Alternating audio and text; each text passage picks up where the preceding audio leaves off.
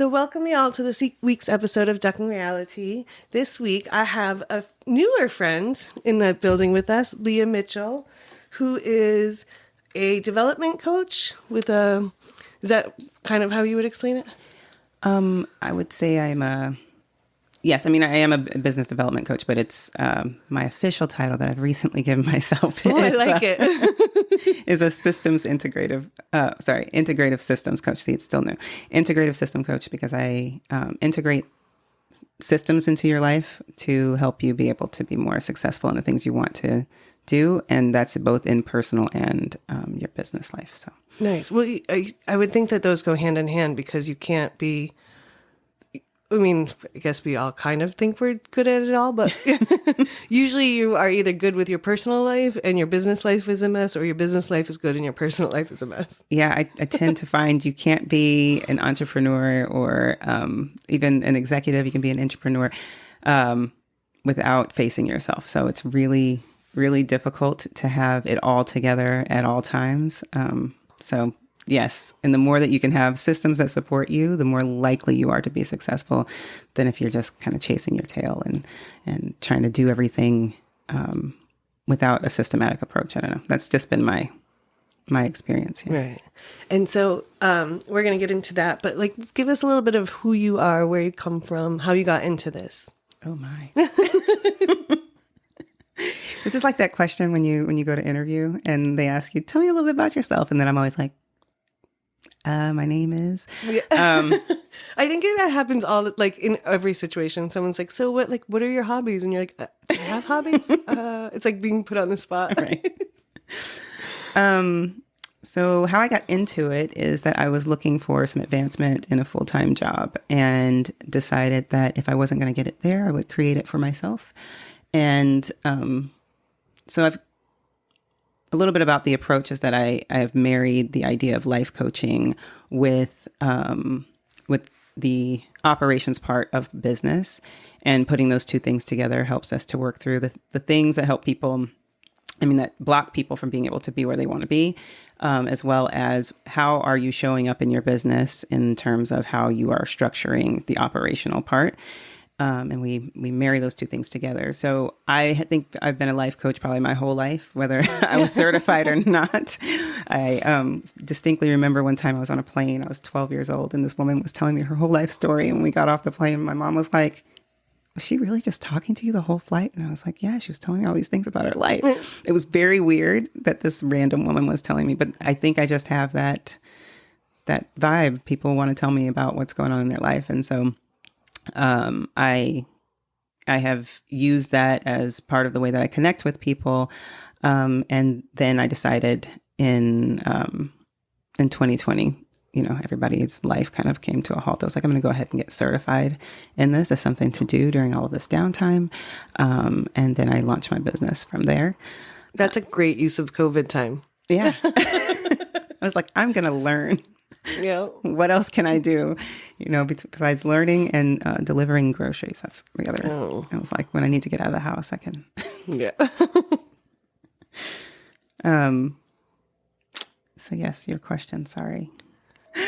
So that's how the business was born. On a personal level, I am a transplant to the Bay Area. Came here about 13. It'll be 13 years in August. Prior to that, I have a military background. I grew up overseas. My father worked for General Electric, and we moved when I was 6, and we came back when I was 17. Wow. So I've had a number of different experiences with different cultures and people, and that's kind of why the Bay Area was so attractive to me. I really like being around people of varying ways of living. Like it excites me to know about the different ways that people live. Like it keeps life interesting to me, which is why I had to leave Alabama, because no offense to anybody living in Alabama, but there is kind of like this, I don't know if homogenous is the right word, but people live very similarly.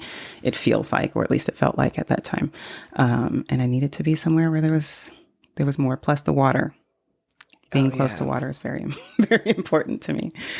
So, anything else you want to know? The Bay is pretty like diverse in that way. It's like I have not met as many people who live like what most people would probably call an alternative lifestyle, and not just like dating wise, because that's huge in the Bay, but like in the way that they operate in the world. Like it's just a different vibe out here, and there's more of an acceptance of like, oh, that person does like 16 jobs, and Right. this person works one job like 100 hours a week, and then these people are like making butterflies and somehow surviving. And you're like, how did this all work? It's like that HGTV commercial, or the memes that are like, Bob and Jill want to buy a house. Right. And she makes macaroni jewelry, and he's like a farmer, and they're buying $1 million house, and you're like, I don't understand. But it works. Happen? Yeah. So what part of overseas did you grow up in? Like, So we started in Tunisia, and then we wow. moved to Saudi Arabia, and then I went to high school in Greece for the last 3 years of my high school experience. that's amazing. Yeah, it was really interesting. Very, very different. I mean, my one regret is that I didn't learn any language fully. So if you were going to ask that question, let me just answer it now, because it always comes with a little bit of shame and embarrassment. I'm like, I did not. I learned some Greek when I was living there because I was really immersed in the culture. And in Tunisia, if we had stayed long enough, I would have learned both French and Arabic, because those are the two main languages, and we were definitely living amongst the people. Right. But then in Saudi, we were on a compound, and so there was really like our own world within the world of living in Saudi. So there was no need to learn Arabic in order to survive. Wow. But that's still, and I wonder if that gives you like different insights into how people operate too. Oh, yeah. So you got to see like, from till age 6, kind of the American lifestyle, and then you go over and then you learn all these different kind of cultures and ways. It has to influence the way that you see like the world, for one, but like also how people operate. Yeah, definitely. Everyone, I would say in Tunisia that I was really, really young. So it's really hard to know about, but the one thing that I felt the most was that there was a lot of freedom to kind of just be and to move about. The culture was so laid back from what I remember of my experience, because I don't have a ton of memories because it's from 6 to 8, but there was a lot of just, we went to the beach a lot. We walked around. I know that it's grown a lot and it's changed.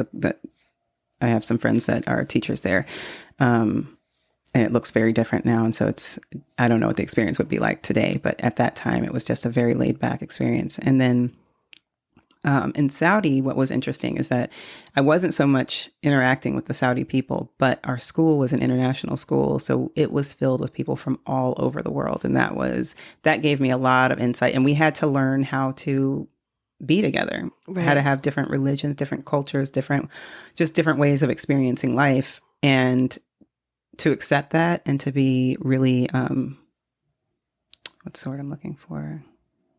Really aware of our own behavior in terms of how we might be treating someone else. And some people got it, some people didn't. And of course, the longer you're there, the more you can develop that awareness, especially as a child, right? Like you're living in your home, which has one culture. Right. And then you're going out to school where everyone has different cultures. The teachers were primarily American because it was an international school, but I think it was called Saudi American International School. So it was very American based as far as the curriculum goes, and the teachers were recruited mostly from the United States. So it did give this very, melting pot kind of experience to how, and I was there from the 5th grade through the 9th grade full time. And then I went to boarding school in Greece. So I was back and forth between Greece and Saudi because they only let you go up to the 9th grade at that time. They were modeling an old Californian curriculum where the 9th grade was the last of middle school. Oh, okay. And then from there, they didn't want the cultures mixing, because if you have too many Western teenagers, you're likely going to have an influx of behavior that wasn't going to be acceptable. People trying to date. Wow. Oh, yeah. There were no movie theaters. There's nothing like that. There was a lot of, there was always, if you went to a restaurant, there would be the single section that was just for men. And then there was the family section. And that was for women or women with children. And then families, of course, all together could go in there. Right. But, oh, wow. They kept it. Single men were separated from the rest of kind of society. Yes. It's kind of nice. It was kind of nice. I mean, it was always, people are like, well, what was that like? And I'm like, it was probably the safest I've ever felt in my life. We would get like a driver to take us to the souks and go shopping, or get in a cab, same thing. And there was a lot of, it felt very safe because they weren't going to mess with any of the Western kids, people, whatever. There was, I don't know how they're doing this now, but at that time there was still a, where they did public, what do you call it? What Punishment, I guess I would say. Oh, you know, like corporal punishment? Is that what it? Yeah. Yes. Oh, wow. And honestly, because I never witnessed it, and I never was down there on the days where this took place, because the rumor was that if you went down there during that time, they pulled people in to have you see it. But everyone that I grew up with, we all remember the same thing, that was that right. And I don't know if they're still doing that. I imagine not, because now they've opened it up to tourism and all of that. But so people were on their best behavior. Like, the fear of hurting someone and doing something that is going to get you in Named. that time. Who wants that, right? So it was very safe. Like, we could go out and be amongst the people. We were supposed to cover up after a certain age or whatever. I was a little bit of a rebel, so I would wear my brother's oversized like flannels, because it was the 90s, and so the flannels were the thing. And I wore Jinko pants, so I'm like, you can't see anything right on my body. So I would mostly do that. Sometimes I would wear the abaya, depending on, like wintertime, if I wanted to be, a little bit warmer or whatever. But an abaya, for those who are listening, is just the cover from the neck down. Okay. And it would tie, or you could button. There are different styles, so it depends on how stylish you want it to be. But it would cover. It's what you see in the traditional Islamic dress, where women are covered from head to toe, only without the headdress. Okay. So, yeah. Oh, wow. Did you ever have to wear the headdress? No, I never had to. They ask that you do. Like I said, right. I was a bit of a rebel, but my mom, she did cover her head, not her face, but she did cover her head, just because she didn't want any issue. I'm going to call them the religious police. They're not like official, but they like to come by. They usually wore, the thobe is the white. You'll see men in the traditional dress that has the white long sleeve, usually down to the ankles. They would wear a shorter one that showed their ankles. I don't know why that was important part of this, but they usually had some form of cane or stick. And if your ankles were showing, and if they felt like you weren't, they would come by and like tap people or say something like to my dad. I think my mom was doing something one time. She may not have had a headdress on, because she didn't always wear it when we first moved there. And so there was something about the way she was dressed, and they came up to say something, but they didn't tap her on her ankles because she's an American, and so they left her alone. But they did talk to him about whatever it was that she needed to do. But yeah, they would come around to different people. I think with my brother, one time I was, obviously not wearing the abaya, but I was dressed in something. And my brother's almost 6'3", so he tended to be taller than the majority of the people there. And so it was more of an ask, like she should be wearing something different. And he's like, yeah, okay. I mean, we were teenagers, so clearly we thought we knew something. But right. I mean, I wasn't dressed disrespectfully. They wanted you to be more respectful. Yeah. Which I think I probably would do it differently today. But, as a kid, you're trying to also... Yeah, and as a kid, you're trying to learn your boundaries and push them a little bit and see what you can get away with and what you can't and how that feels. So I totally would understand that. I would probably have been a terrible time there. I went to Catholic high school, and I got yelled at all the time for like rolling my skirt, or my shoes were too big, or the way I walked, or whatever. So I was always just like, let's fight, ladies. I mean, there were a lot of limitations. Like at school, couldn't wear shorts. And it's super hot there, isn't it? Yes. So as an adult, though, it's taken me forever to get to a place where, and I still don't really wear shorts, because for so many years I wasn't able to. And even though I went to high school in Greece, I was already conditioned for the years that I lived in Saudi to not really wear shorts. pretty strict dress code Right. at school because they didn't want, even though we were in an enclosed space, it just wasn't. Right. Because even though it's like an American school, it's still got that Saudi culture kind of slant to it. So they still want to kind of, and you have to know those rules. So when you're off the compound, it makes sense. But yeah, it must be kind of stifling as a kid. Yeah. But oddly, on our actual compound where we lived, you could be dressed however you wanted. There was a swimming pool. There was, we had all of the things that would make it feel like you were in this free space, right? My mom could drive on the compound, but she couldn't drive out in the world. And that was the only time during the year that she could move. But there was really no need to because everything was in walking or biking distance. So driving a car didn't make any sense for the most part. I think periodically she would drive the car just so she didn't lose because we would stay all year and then we'd come back for approximately 30 days. We'd come back on vacation, visit my grandparents. And then my dad would we'd go to Ohio and he would take a meeting there. We'd extend the vacation a little bit because he would be working. So nice. Yeah, so she didn't get an opportunity to drive. And then she'd come back and I remember she would be so nervous every time she got behind the wheel of the car. And I didn't understand it then. I'm like, what is she nervous about? Like, right. Your dad does it all the time. Yeah, but if you don't lose it or you don't use it, you lose it. Yeah. Yeah. I would get that. My brother went to, he was in the military and he went to Iraq for a couple of years. And the first time he came home, I picked him up from the airport and we were surprising my parents that he'd come home for a visit. And I was like, hey, do you want to drive? Because I had his car. And he was like, fuck no. It's like, I've been in a foreign country for the last 7 months. Like, he's like, when people drive up to us, like, it's like, are they going to blow us up? And it's like, we were driving. He kept like, everyone smiling. And I was like, oh, dude. I'm like, you are super jumpy. And he's like, I've been in war. And I'm like, all right, I mean, I get it, but I'm just saying, relax, bro, you're home. That's intense. Yeah, like he was super jumpy when he first came home. And eventually, he worked through that. And I was just like, oh yeah, it's just not a thought. Like I was just like, oh, you're home. And he was just like, from war. Like, give me a minute. It's like, there's an adjustment here. Yeah. All right. He was also like 22. So right. Like, whatever, dork, get in the car. Let's go surprise mom. I think it's so interesting, our awareness and how it changes when you look back on yourself as like a younger adult and thinking that you, at that time, I'm sure you thought you had it all figured out, right? Oh, yeah. I was 22. I knew everything that I ever needed to know. People should totally have been listening to me. And you look back and you're like, whoa. And I'm like, I was an idiot.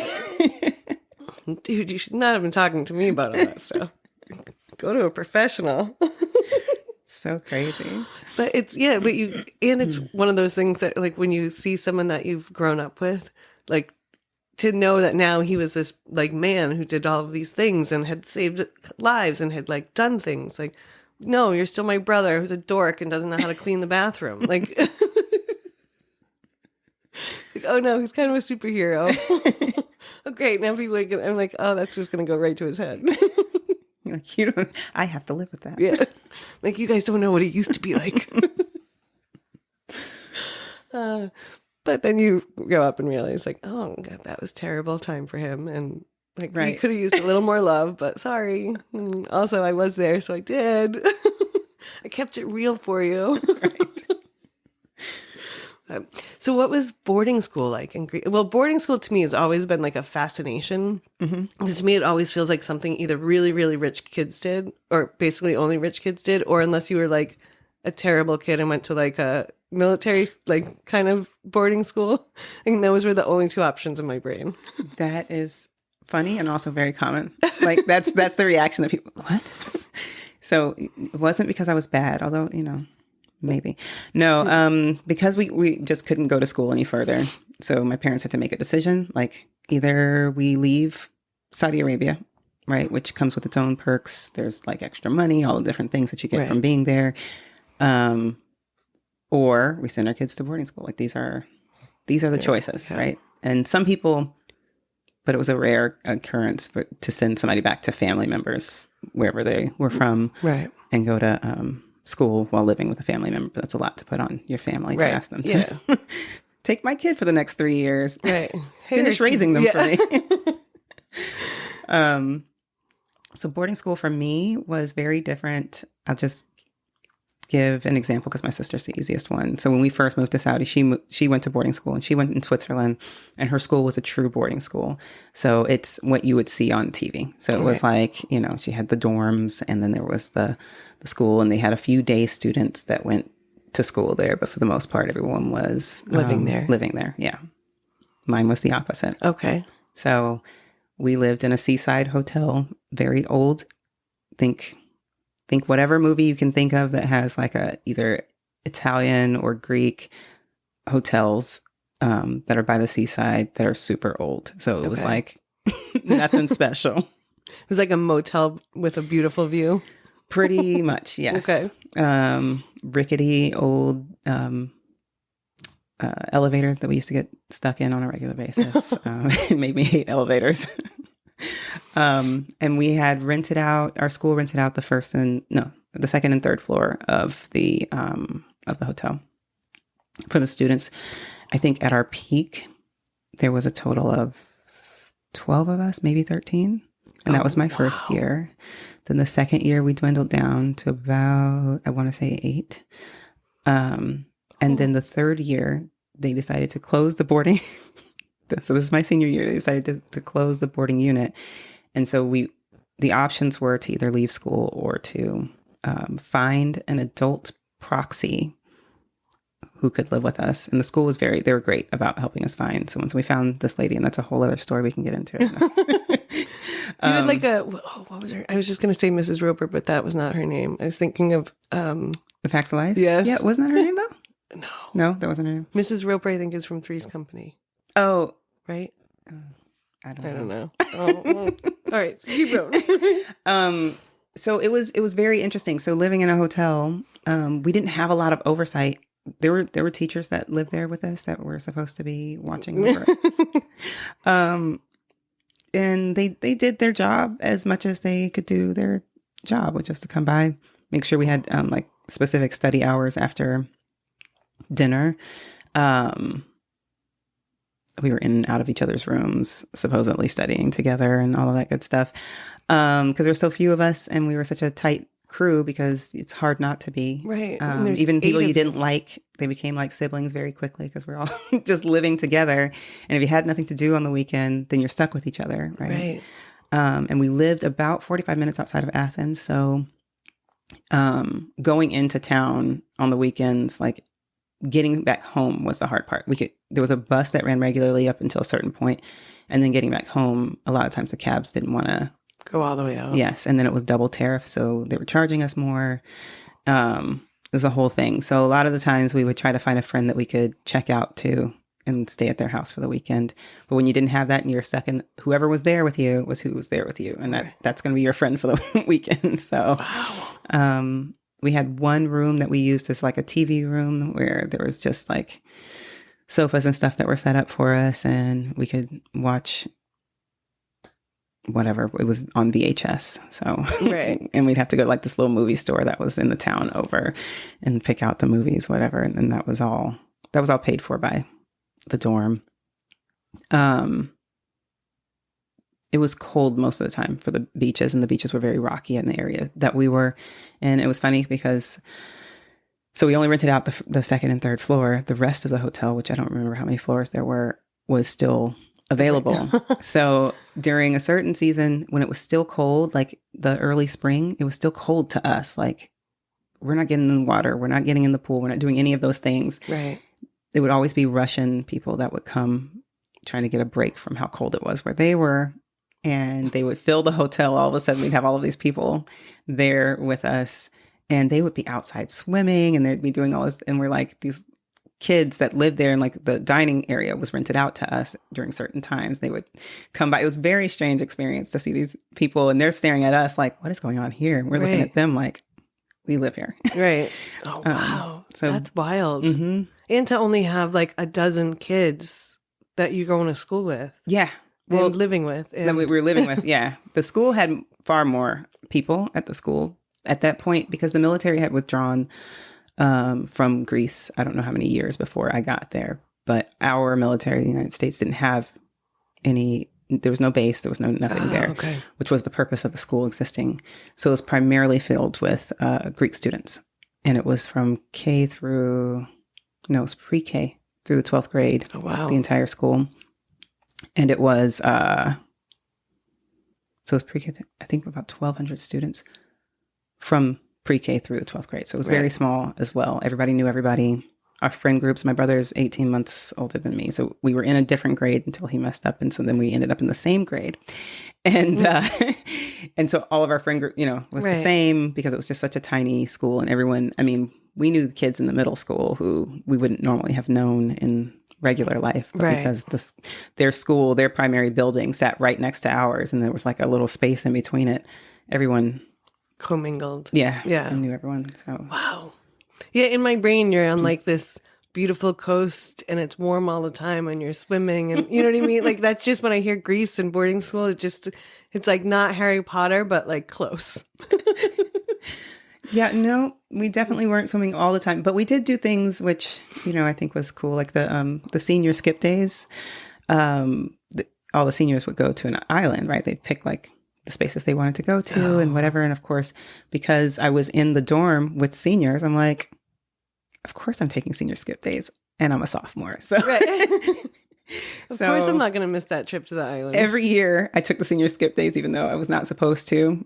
Right. But, and like I said, they had as much oversight as they could have and they didn't really push, which was very interesting, very lenient. I'm like, yeah, senior skip days, I'm going. Because so-and-so is going. So, so that was one thing. But yeah, you could go to the islands like anytime. And then when I got my permit, which I thought was very cool, I could get a moped because they didn't know it wasn't a license. And so. Oh, wow. So I could rent a moped, which was what all of us American, because you can't get a license until you're 19, I believe. In Greece. So none of the Greek students could do that, but all of the American students who had at least a permit could get. Oh, wow. That's really funny. Yeah. And opens up a whole new world of freedom for you. Yeah. Oh, that must be, that's an amazing thing to have been able to experience. It was, yes. And it feels like such a lifetime ago. I haven't been back since I left 20 something years ago. So it feels like a lifetime ago, but then sometimes like talking about it now, I'm like, oh yeah. All of the things that we did. It was quite an experience, but it really, I think, gave me just a different perspective on what life can look like and feel like. And that's why, like when I talk about the closedness of Alabama, why the Bay Area appeals so much, because I think there's like a lot of that here. So like giving my child the opportunity to take BART. Mm-hmm. That was cool. Like you get some freedom because I took the train, I took buses, I took cabs, and I went around and I had my own life because my parents weren't there to drive me around. But even if they had been, it was set up for us to be able to have a lot of autonomy. Right. And all the other kids were the same. Those that lived there, who weren't a part of the boarding unit also did the same. Like we'd be like, hey, we're going to meet here. And we would just and meet there. Right. We didn't have to get parents to drop us off and all of that. Like the freedom to move about existed because there was some infrastructure for that. Yeah, that's a great point, which I was just thinking like, I've only driven through Alabama, so I don't have a ton of experience, but I don't imagine there's a huge like public transit system there, or especially back in the 90s. Maybe now they have more, but back in the 90s, I imagine they didn't have any. It's because it's farms and like it's really rural, right? Really rural. And even in the like in Birmingham and the bus systems are not great. So like where I lived, which is in Prattville, which is right near Montgomery, like maybe 15 minutes or less, depending on traffic. There wasn't a great bus system and they were just trying to get one up and running when I left. But still it didn't, and I'm not sure if they've changed it since, but a few years ago, it didn't have nighttime. It didn't run at night. Oh, yeah. So people couldn't really use it for going to work because unless you work the day shift, you have no way home. So the public transit system just doesn't really exist. There is no train system that takes you from place to place, and no bus system. Everyone needs to have a car in order to have that, or they need to have someone who will take them around. There's not even a great like cab system, to be honest. Like there's nothing unless you are independent. And that makes life a little bit more difficult. There's no bike lanes. I know they were working on one the last time I was there, which was 2019. So biking isn't a thing. And I can imagine that it would cause a lot of frustration initially. I mean, if there's frustration here with bikers and it's been around forever, there's going to be a lot of frustration there as people try to integrate that and make that like a well, thing. Also, because it takes up a whole lane of traffic, basically. And then it's like, okay, well, we already have terrible traffic. Now you're going to put it in a bike lane, which not a lot of people use. I mean, around here, there's a lot. But even around here, it's not inundated with bikes. Mm-hmm. But you're like, so now you're just going to make traffic worse with one lane of traffic going each way. So you can have a bike lane that almost no one uses. Right. So I get the frustration. I wish more people used bike lanes, but also... I drive sometimes 2 miles to work because I have a bike. Well, I also leave work late at night. So, but that's in the fact that you're kind of oversight at that boarding school is kind of lackadaisical, gave you the opportunity to like learn and how to manage that. Being able to skip school, but knowing that you still have to get your shit done, or like being able to go and travel on your own that's a huge kind of life lesson to be able to, and a huge confidence builder, I would imagine, at that age. It gave us a lot of, confidence in our ability to be independent and to make decisions and to also own your decisions, right? Like knowing that I've got stuff to do, and if I don't do it before I go to the skip days, or if I don't do it when I get back, or what is the deadline for that, right? And then if that means I'm going to get an F on something that I didn't turn in, I'm making that decision and I know that, right? Right. And there's no one there to say, hey, did you do your homework? So I learned a lot about myself, my ability to succeed, how to deal with failure, because there was a lot of that. But that's a lot. Let me repeat it. No, there was a lot of failure, a lot of, oh no. And then I wasn't great at advocating for myself. So even asking at that time to say, hey, I went to do this thing. Can I turn it in later? I would be waiting for teachers to tell me like, hey, you didn't turn this in. Will you, are you planning to turn it in? Or it's too late. I'm not going to accept this. I was waiting for it to come from someone else. And so when it didn't come from someone else, then I had to just take the loss because I didn't know how to open up my mouth, which was something I started to learn about myself after the fact because I like to do a lot of reflection that started very young. I'm like, oh, this is an area I have to work on. How do you think that started for you? Because I think some people don't ever get into that. The self-reflection? Yeah. If I'm being honest, it came from being punished all the time as a kid. I was not a bad kid. So my dad was very punishment happy, we'll say. He had a very not so great punishment system, which was to ground us for 30 days in our room with no real contact other than to go to school. We couldn't hang out with the family except for to eat meals.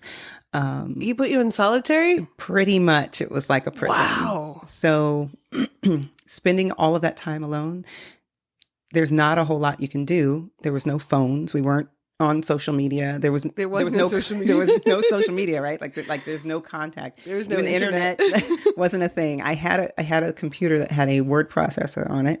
Microsoft Works, for those of you who know what that is.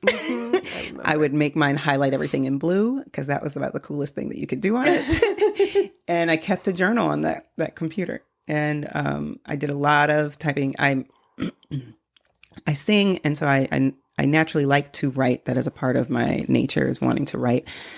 And songs are an expression of my soul, myself. I was really young, so I wasn't really writing songs that made any, I'm not going to say they didn't make any sense. They just weren't a coherent song. It was nothing you'd hear on a radio anywhere, right. But I was making my attempts. But then I'd also just journal about like what my feelings were and all of that. And so I went very quickly into, I think it's an innate part of who I am, but I had a unique opportunity to really explore it by being stuck in my room for 30 days. Yeah. I couldn't even hang out with my brother. Like the only time would be like, if let's just say it was a weekday and my dad happened to not be home for some reason, which he didn't have friends. So he didn't leave the house. He went to work and he came home, and then he was home. And that was like, that mirrored our school hours. So it wasn't like we got a lot of breaks from him unless he happened to have some type of like meeting at night or something of that nature, which was rare. Or if he took a business trip, and that was also rare. But when he did, he was gone for some time. It wasn't like he took a business trip for a day. He was gone for like a week and be like, yes, because we would get freedom then. And I can say this now because my parents aren't together anymore. My mom, who didn't always agree with his punishments, would be like, hey, you got this week. Like, take advantage of it, because she'd be like, go wild, kids. Because if not, when he comes back, you know where you are. You're back in your room. And my sister was also really great because she's 7 years older than me. She likes to say 6.5. She was away at boarding school. So when she'd come home, if we were grounded, she would advocate for us to be out, because then she'd play the sentimental card. She'd be like, I don't get to see them. Like, and then he would, because, you know, she's only visiting for spring break or for Christmas. Like, how can we? So we'd get what he would call a reprieve while she was at home so she could spend time with us. But, yeah, so that's where that came from, is constantly having a lot of alone time. Is he still kind of a solitary guy? Because it sounds like he was kind of not social. And oh, my dad? Yeah. I don't know. You know, he divorced us. Oh. When I was, I think, 24. Yeah, I want to say around 24. That's a whole story. I've got a lot of long stories in my life, but yeah, he left, and so I don't really know how he's living his life these days. I don't imagine he's much different than he was. He does have a girlfriend or something of, I don't know what they call themselves. I don't think they're legally married. But one of the things that he would do, because he wanted to isolate from us as well, even when we weren't being punished, right? If we weren't grounded and we were in the house, he would isolate by putting a magazine up to his face and to make sure that he was unavailable. And if we interrupted him, he'd be like, I'm reading. Yeah. Oh, okay. So definitely a family man. Definitely. One of the best. I always say he was an absentee father in the home, because he was there physically, but emotionally and mentally he was not there. And he provided financially, which, for all of the bad things I can say, it gave us a very unique upbringing that, you know, I wouldn't trade that part of it for anything, because I think growing up overseas just really gave me a totally different perspective. And I don't know who I would be if I hadn't experienced that. You might not have ever learned how to speak up for yourself, or to know that you can create something all on your own. Yeah. Like, because that's got to be a powerful, because one of the questions I wanted to ask you is like, how did you decide to start your own business? Because it's such a scary decision to make. And it's, you know, people get into these jobs and they hate their jobs, but they stay in them forever because it's like the comfort of having it and the comfort of the paycheck. And when you start your own thing, it's like, oh shit, I have no comforts. I don't, you know, even if you're really good and you've done a lot of education and things, it's still like, what the fuck am I doing? Right. There's still a, you know, like, what does Brene call it? A fucking first time. Yeah. Like, it's still scary and awful, and it comes with all of that anxiety on top of the starting something new. I think starting a business, well, one thing, my dad was really, really big on personal development stuff. So he'd read a lot of personal development things, and then that's what we got to talk about, because when he wanted to talk, these were the types of conversations that we'd have. So he read it, but didn't implement any of them? Absolutely. He was great for giving that information. Oddly enough, he really thought he was living these things. And maybe in some areas of his life, because I don't know, you know, he's a whole human being. I have no idea what he was doing outside of our relationship. But yeah, he was reading it and able to give it back to us, which, of course, programs us from a very young age to believe that we can do anything. And that mindset is something that you can develop and cultivate. And that, so again, when you asked that question before about where did it come from, it was a time alone. But also, as I'm saying this, I'm realizing him giving us like these nuggets of information about how to get your mind ready for whatever challenges that come up. All of the personal development stuff that he spouted to us probably informed a lot of like the journaling that I did and how I wanted to handle certain situations. So starting my own business, he also always talked about like not being an employee. He was huge on, he wanted to have his own business. And so each one of his kids has at some point had an entrepreneurial endeavor. Yeah. That's awesome. Yeah. I think because he talked about it so much and how important it was that you create your own thing, either alongside what you're already doing or as a full-time entrepreneur. So he definitely was a huge influence there. Yeah. Which I always like to give him credit where I can, because I can also tell you all the horror stories. Yeah.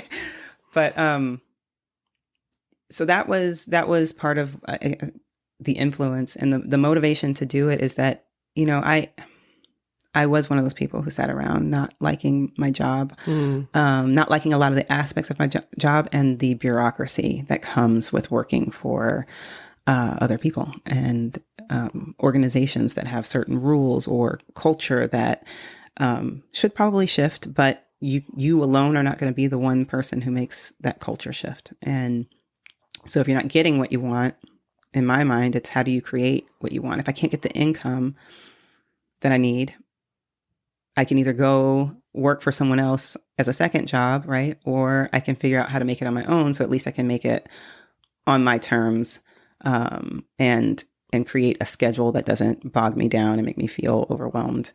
I used to work 60 to 65 hours a week, trying to work 2 jobs while I was starting up this business.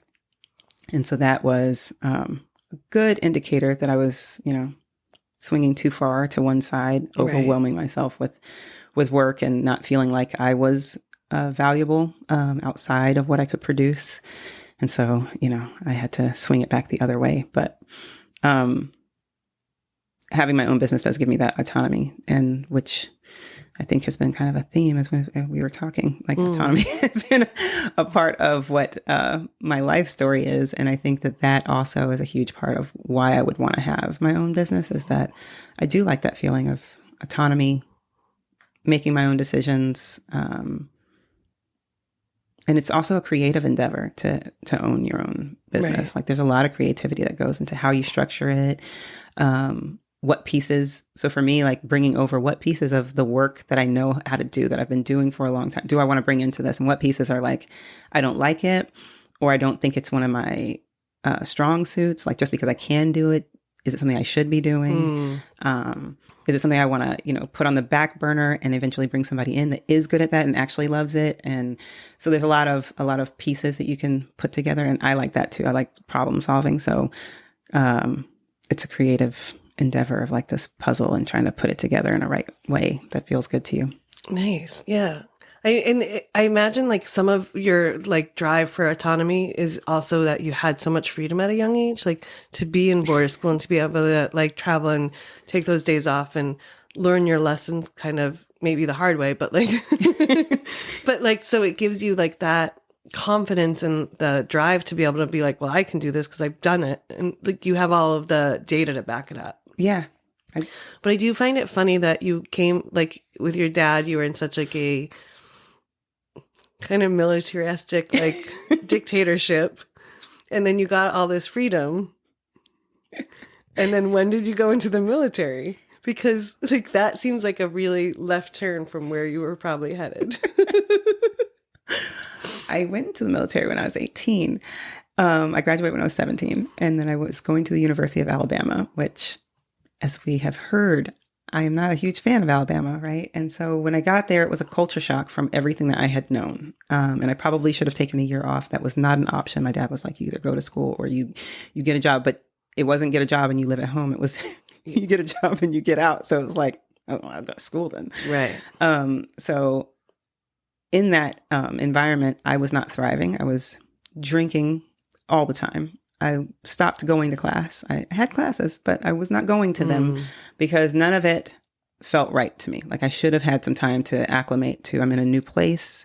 There's a whole element of race for me because I grew up as one of the few Black American kids in a school, and I was so used to having people of varying backgrounds. And then I came to a place where I was supposed to choose. It was not very comfortable for me because I'm like, this is not how I live my life at all. Like I just, do we vibe? Do we make sense? Right. Like, is this a relationship that I want to cultivate because there's something about you? And that wasn't really an option. And so when you came back to Alabama, and it was more of a divide between white and black, and where overseas it was, because it was so diverse, it wasn't really a problem, or it couldn't be. It was really hard for it to be. I mean, even though I was one of like three to five given in any given experience, black students, that didn't mean everybody else was white though. Right. So that was the other part of it, except for in Greece, where the majority of the students were white.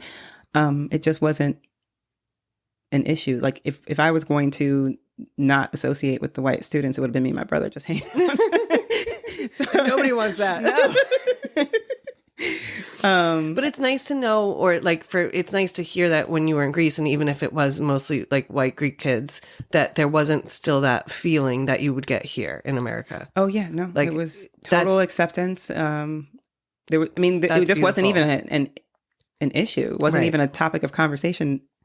I'd say 99% of the time. Every now and then, there were discussions that came up either because of something that we were studying in school, or there's just questions, like because maybe they'd never really been exposed to black people before, and so they had some questions. And I was always like, used to being the minority, so whatever questions you have, if I can help you to have understanding, I would rather it come from me, where I'm like a safe space for you to ask this question, than for it to be where we don't talk about it, and it's this thing that's lingering inside of you, and then you go get your information from some other place. Especially, I mean, at that time, you weren't going to have a plethora of, options to getting that information. But like, I can imagine in today's world, like I would even more so be like, no, ask an actual person, because you get on the internet and you don't know what you're going to find. Yes. So, and especially I can imagine that it's coming from a place of curiosity and not judgment too at that point, which makes it easier when they ask a question in maybe not a delicate way where you're like, oh. But it's also, the intention behind it is probably helps to have that as a nicer feeling. Yeah, definitely. And I think that most people, even when they're not delicate in their delivery, I think most people are just curious. And I know that there's a narrative that says that I shouldn't have to teach you. You should go seek out your own information. But where are you going to get it from? Like, what is this information? Like, I feel like to some degree, if you are comfortable being that teacher, that it's okay to be the teacher when you have a difference that someone is curious about, because that's how you help them to understand. It also is, for me anyway, it's empathy, right? Like I'm understanding that you're in a place of curiosity and that I'm right in front of your face. So ask your question. Like sorry, but I was just going to say, but I also would imagine, like, if you're friends too, it's easier. Like if some stranger on the street's asking you some questions, like, go fuck yourself, guy. But like, if it's someone that you're friends with, like, I feel like that's kind of a different energy too. I love that whole East Coast, go fuck yourself, guy. That's hilarious. But I mean, like, I can imagine that some of it too. Like, yeah, definitely. It's not your job to teach a stranger, but your job to guide a friend is kind of have a personal connection. Like we should be able to talk. I mean, we talk about anything else. Like, why is this going to be off the table? If you're truly going to know me, if you're truly, right. Yeah, I think that it should be an open book to the degree that I'm comfortable, right? So if it was uncomfortable, I could say, hey, you know what? I'd rather not talk about that. Yeah. Go ask my brother. Who might say, go fuck yourself, guy. That's probably kind of his whole. Yeah. Well, I'm sure if he's 6'3", you said, I'm sure, like, because he was so tall, everybody is always like, how tall are you? How tall are you? That must be annoying too. Like, get a measuring tape. I don't know. And so you were in Alabama and you were not thriving. Right. And so then you decided to go into the military? Well, they came and set up one day. Oh. And I was debating leaving school because I'm like, I'm not doing well. I'm not myself, right? The amount of alcohol that I was consuming was well beyond I had been exposed to alcohol. I went to boarding school when I was 14 and there was no drinking age in Greece. So alcohol was not a big deal. but I was treating alcohol like it was a big deal, along with my peers who it was a big deal for them because they're like, whoa, we finally got some freedom and alcohol is flowing our way. But it really wasn't a big deal for me. So I was like, I gotta do something about this, but I don't know what to do because if I leave school, this was the rule, right? Because I've got this very interesting father who says, I'm paying for school as long as you have declared a major that I'm okay with, which that was also part of the issue, is that I didn't want to declare a major because I wasn't sure what I wanted to do. I wanted to do music. He said, that's not a career. And I said, okay, well, I don't know. So I just chose marketing, which was, I didn't even know what I was choosing. I was just choosing something that he would say was acceptable because he always wanted to work in the marketing department. So, and then, I'm culturally, it's just not meshing for me. And so then I was like, okay, what am I going to do to leave here in a way that is going to be, I've got no real work experience. I've worked at summer camps and stuff like that, but I'm like, I'm 18. Like, I don't know how to be on my own, right? Like, I knew how to be on my own. There was certain structure to having the boarding unit that I lived in. And then when we lived in the apartment the last year that I was in Greece with this woman, like there was some structure. So I was like, oh, the military, they'll give me structure and money. And I can clean up my act because they're going to make sure that I clean up my act, at least during the training part, right? So I initially had joined as a reservist. And then as I was doing basic training, I was like, nope, I should definitely do this full time. So then as soon as training was over, they take a couple months to switch you over. And so I went home. I worked as a security guard for a short period of time. And then I was full time in the military. So it was because I didn't know what else to do. So yeah, it seems like a weird, like going from being autonomous to. But your explanation of it makes perfect sense. Is that because you had structure and you had even though it was a loose structure at boarding school, it was still a structure where, you had people that were double checking on if you're actually doing study time, whether you were or not when the door closed. But so you had this little bit of structure, and with your dad being so structured, it's something that you're probably really used to. So it adds a layer of comfort almost, I can imagine. Yeah. And my brain really liked structure. I don't think I realized it then, but I was gravitating towards what actually feels good to me. I think there was also way too much freedom at college for me to thrive there because no one cared if I was going to class. No one cared if I was drinking. Nobody knew. There was no one to be like, this is a little off, right? At least in boarding school, if I didn't show up to class, they were going to tell the people so the oversight, while loose, was at least if I didn't show up, because my brother definitely, he is a rebel, just completely and truly. Many times had missed a lot of classes, and then there were conversations that needed to be had, like, hey, what's going on? So that's what I was seeking in the military, was some level of structure. And so did you feel like you found it in the military? Were you happy in the military? I was actually happy, and I probably would have made it a career had it not been for me getting pregnant. Yeah. Or at least a career for a time. I don't know. Yeah, you would have done a stint in it 5 or 10 years or something at least. Yeah, at least. And going in so young, knowing that 20 years would get me to 38 and then I would have retired, in my mind, I'm like, oh, that makes total sense. Why would you leave before retirement when you come in that? Yeah. Because then you have, and it's not like Social Security, you start getting your retirement when you get out. Right. So I'm like, but life threw me for a different loop. And that's not what happened. No. But it would have been an option. I definitely was happy with it. And also I could see the progression. I knew where I could go and how I could get promoted. That's how my brain also likes to work. And so I was like, every time there was early promotion, I took the early promotion. So I would do what I needed to do to make sure I got promoted very quickly. What was your MOS? I was a 74 Bravo, and I was a 70.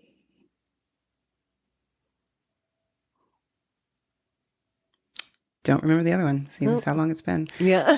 21 years since I've been in it. Okay, I can tell you what I did. Yeah. So in one, I was an administrative specialist. That was what I trained to do after I did. It was 75 Bravo was the other one. I was an nuclear, biological, chemical warfare specialist, where we learned how to detect. I know I took it because it was a $5,000 bonus. It had nothing to do with that. I did very well in the ASVAB, and so you could kind of pick and choose what you wanted. Yeah, and I wanted something with a bonus, and I was like, "Ooh, $5,000! I'll take it." These are our youthful decision-making skills, like $5,000, not realizing that I'm taking an MOS that's definitely a war-bound, like if there's a war, you're going. Yeah. So even though I had reclassed when 9/11 happened, I was assigned to a unit that was 75 Bravo. So I was going to do the NBC work. Mm-hmm. Yeah, especially before 9/11, when you're in the military, like it wasn't a thought of like you're gonna have to go to war, because we hadn't had one. There hadn't been anything since Vietnam. Like it seemed like the world was kind of in a calm place. Yes. So, because my brother, when he joined to help him in Boston. You're either going to be a cop or a fireman. Like that. Mm-hmm. That's kind of like the thing when we grew up. And so he was like, I don't want to be a cop. They shoot at you. Running into a burning building seems such a better idea.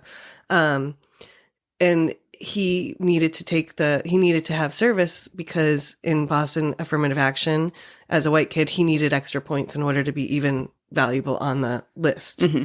And so part of how he could do that was joining the military and being active and having active service points, puts him over 100 to help him get on. And so that's how he did it. And when he first joined, he was like recruiting and doing all this stuff. And then 9/11 happened and he was like, oops. And then he was like, he'd gotten on the fire department at that point, but he was like, I have to go. So he transferred into a unit to go because he was like, I got all these benefits from being in the military. Now it's time for me to do my duty. And I was like, dude, you're crazy. Do not go to war. That happens over there. Like, remember Uncle Johnny? He's never come back from Vietnam. Like, don't go there. But he's, a man of his service and duty. And so it's like, all right, I'm going. But it was wild because I was like, when you joined the military, that was not like, it was not. And he had a bunch of friends that were in that were all just like, dude, I never thought I'd have to actually do anything like that when we joined. Yeah, it's crazy because they make sure to tell you when you're going through basic training, they're telling you are a soldier first, right? No matter what your MOS is, you are a soldier first. They drive this into you. But when you're 18, 19, sometimes 17, because if your parents signed for you, you can go at 17. You don't actually have the forethought that war is real, that it can happen, that this is... I always say that basic training felt like I was at some type of summer camp. Like, it was so much fun for me. I know it sounds crazy, but growing up with the dad that I had, I was like, nobody can yell at me and make me feel small because I've already experienced that. So the rest of it's just, can I be on time? Can I, and I like to make a game out of things. So for me, it was all about this game. Like there's a activity that they do where you have to low crawl underneath this, underneath some barbed wire. And then there's a point where you're kind of free in this dirt and you're low crawling and they're shooting live rounds over your head. And it's the rounds are colored. They have some type of paint on them. Tracer rounds? Yeah. So you can see them. And they're like, no matter what you do, you do not stand up. I think the rounds are high enough that even if the tallest person had stood up, they weren't going to get shot, right? Like, because they have to keep us safe. But in the event that something goes wrong, you are not to stand up till you get to this end point, right? And they're sending us through this little low crawling obstacle course thing. So much fun. At the end of that night, I have pictures because we weren't supposed to have cameras, but I are a rebel. I'm a rebel. Not like my brother, but a rebel. So I had a camera the whole time that I was in basic training that was hidden. And I'm surprised. I mean, our bunks got shook and stuff. They never found my camera. Or they did and thought, we're just not going to bother her. Like she says everything else so well, we'll let that slide. Which I don't know that night how I had that camera. I remember at one point it was inside of my Kevlar. I don't know. But I took it with me to that particular event. Like if it got taken, it got taken. Like, but I was like, I'm going to risk having it. I have these pictures of us like we are dirty from head to toe, exhausted. We got to get up for PT the next day because they don't give you a break, right? But it was just an incredible to me, the experience. But never are you thinking that they're training you for war, no matter how many times they tell Oh, you. yeah. You're just like, oh, either you're having fun or you're miserable. It didn't seem to be an in-between for most people. But that part of it, because you're so young, the majority of people that are going in they're not old enough to truly process what they're signing up for. That bonus was huge for me. Right. Yeah, especially when you're like a kid that doesn't have any money and you're like, oh, this is just a great way to get money. Yeah. Or get an education and then you're like, they're drilling it into your head that you could go to war, but it's like, that's like, you could go to jail. Like, right. Okay. And let me go drive fast, like whatever the kind of innocuous thing is. It's like, but you could go to jail. And they're like, but you could. It seemed kind of disconnected, I think. Yeah. It's I look at it now and I'm like, I love the training. The training I think almost everyone should at some point have to do if they're physically able, because it's just, it forces you to drive, to find something in yourself that you just never had before. Like, I hate to run, but I learned how to deal with it, to accept it as a part of, especially because they'd be like, no, you can't drop. So they put you in these different categories. There's A group, B group, C group. I was in the B group. And I was like, damn it, I want to be in the C group. Like, I want to be the slowest runners, the ones that are allowed to do a little walking. Nah, they would be like, Mitchell, get up here in B group. Because I'd start to drop back. Because I try to be at the end, and then C group was behind us, right? So I try to be like, I could be at the front of C group. And they would always push me to come back up.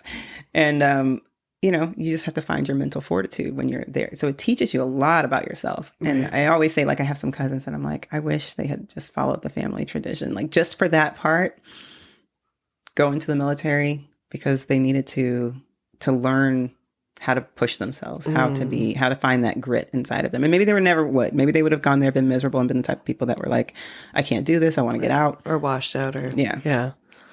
But, there's something about that training that is just, I think, it's really powerful for your self-development, even with all the yelling and all of that. Even like most people just learn to deal with it over time, and they're unfazed by the crazy people in your face, because they do look insane. Yeah, I'm sure. I like thought about it for a hot minute. I was like, I am not a military person because I never want to go to war, especially when my brother was getting deployed.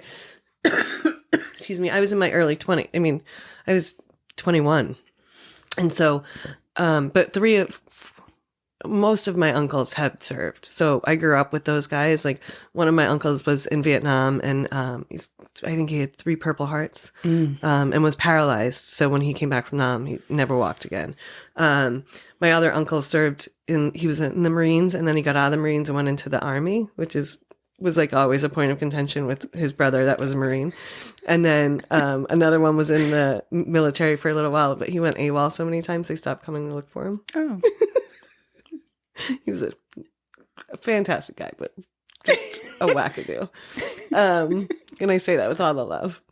And then my mom, her brother served. So like I grew up in kind of a military family where it was like a big thing. But I was just like, it is not my game. Like, no, thank you. Like, I barely like my mom telling me what to do. Like, I'm a pacifist. I'll stab you if I need to, but I don't need to shoot anybody. And I was just like, but I remember like talking to my brother about like his exercises and stuff and PT, and being like, when you come home, I'll do it with you every day. And we never did that. But so you did not get deployed, though. I did not. You did not, because I was 9 months pregnant when 9/11 happened, and at that, I assume they still do it, but you can get out on a Chapter 8 if you are pregnant, but you have to do it before you cross over into that. Was that 8 months pregnant, 9 months pregnant? Well, you're pregnant for 40 weeks, right? So that by the time you hit 36 weeks, you're required to stay in the military after that, because you give birth at any time and they don't want to be liable for something bad happening, especially because most people have to go home. You can't stay there. You can't stay on the military post. So they would make you stay in. So when 9/11 happened, my first sergeant had to do the counseling that we do to decide, are you staying in, are you getting out? Because every pregnant woman gets the opportunity to leave if she'd like. And I was unsure at the time. And, and then he helped me to be sure by letting me know that we were going to war. And he was giving me a look of like, I always knew I was going to be a single mom after I, decided to have my child. So knowing that I was going to be a single mom, this was going to be a very hard road to be in a deployable unit. And so I had to make a decision to get out. And so I did at that time. So I got out. Your other option would have been to find someone when you got deployed to take your newborn baby. Yeah. So that's a really hard thing for both of you. Right. You get the whatever, I don't know what it was. I don't know if it was 6 weeks or 8 weeks of recovery time post-birth if you give a natural birth with no complications, right? And then after that, you have to find someone. Everyone has to have a family care plan. So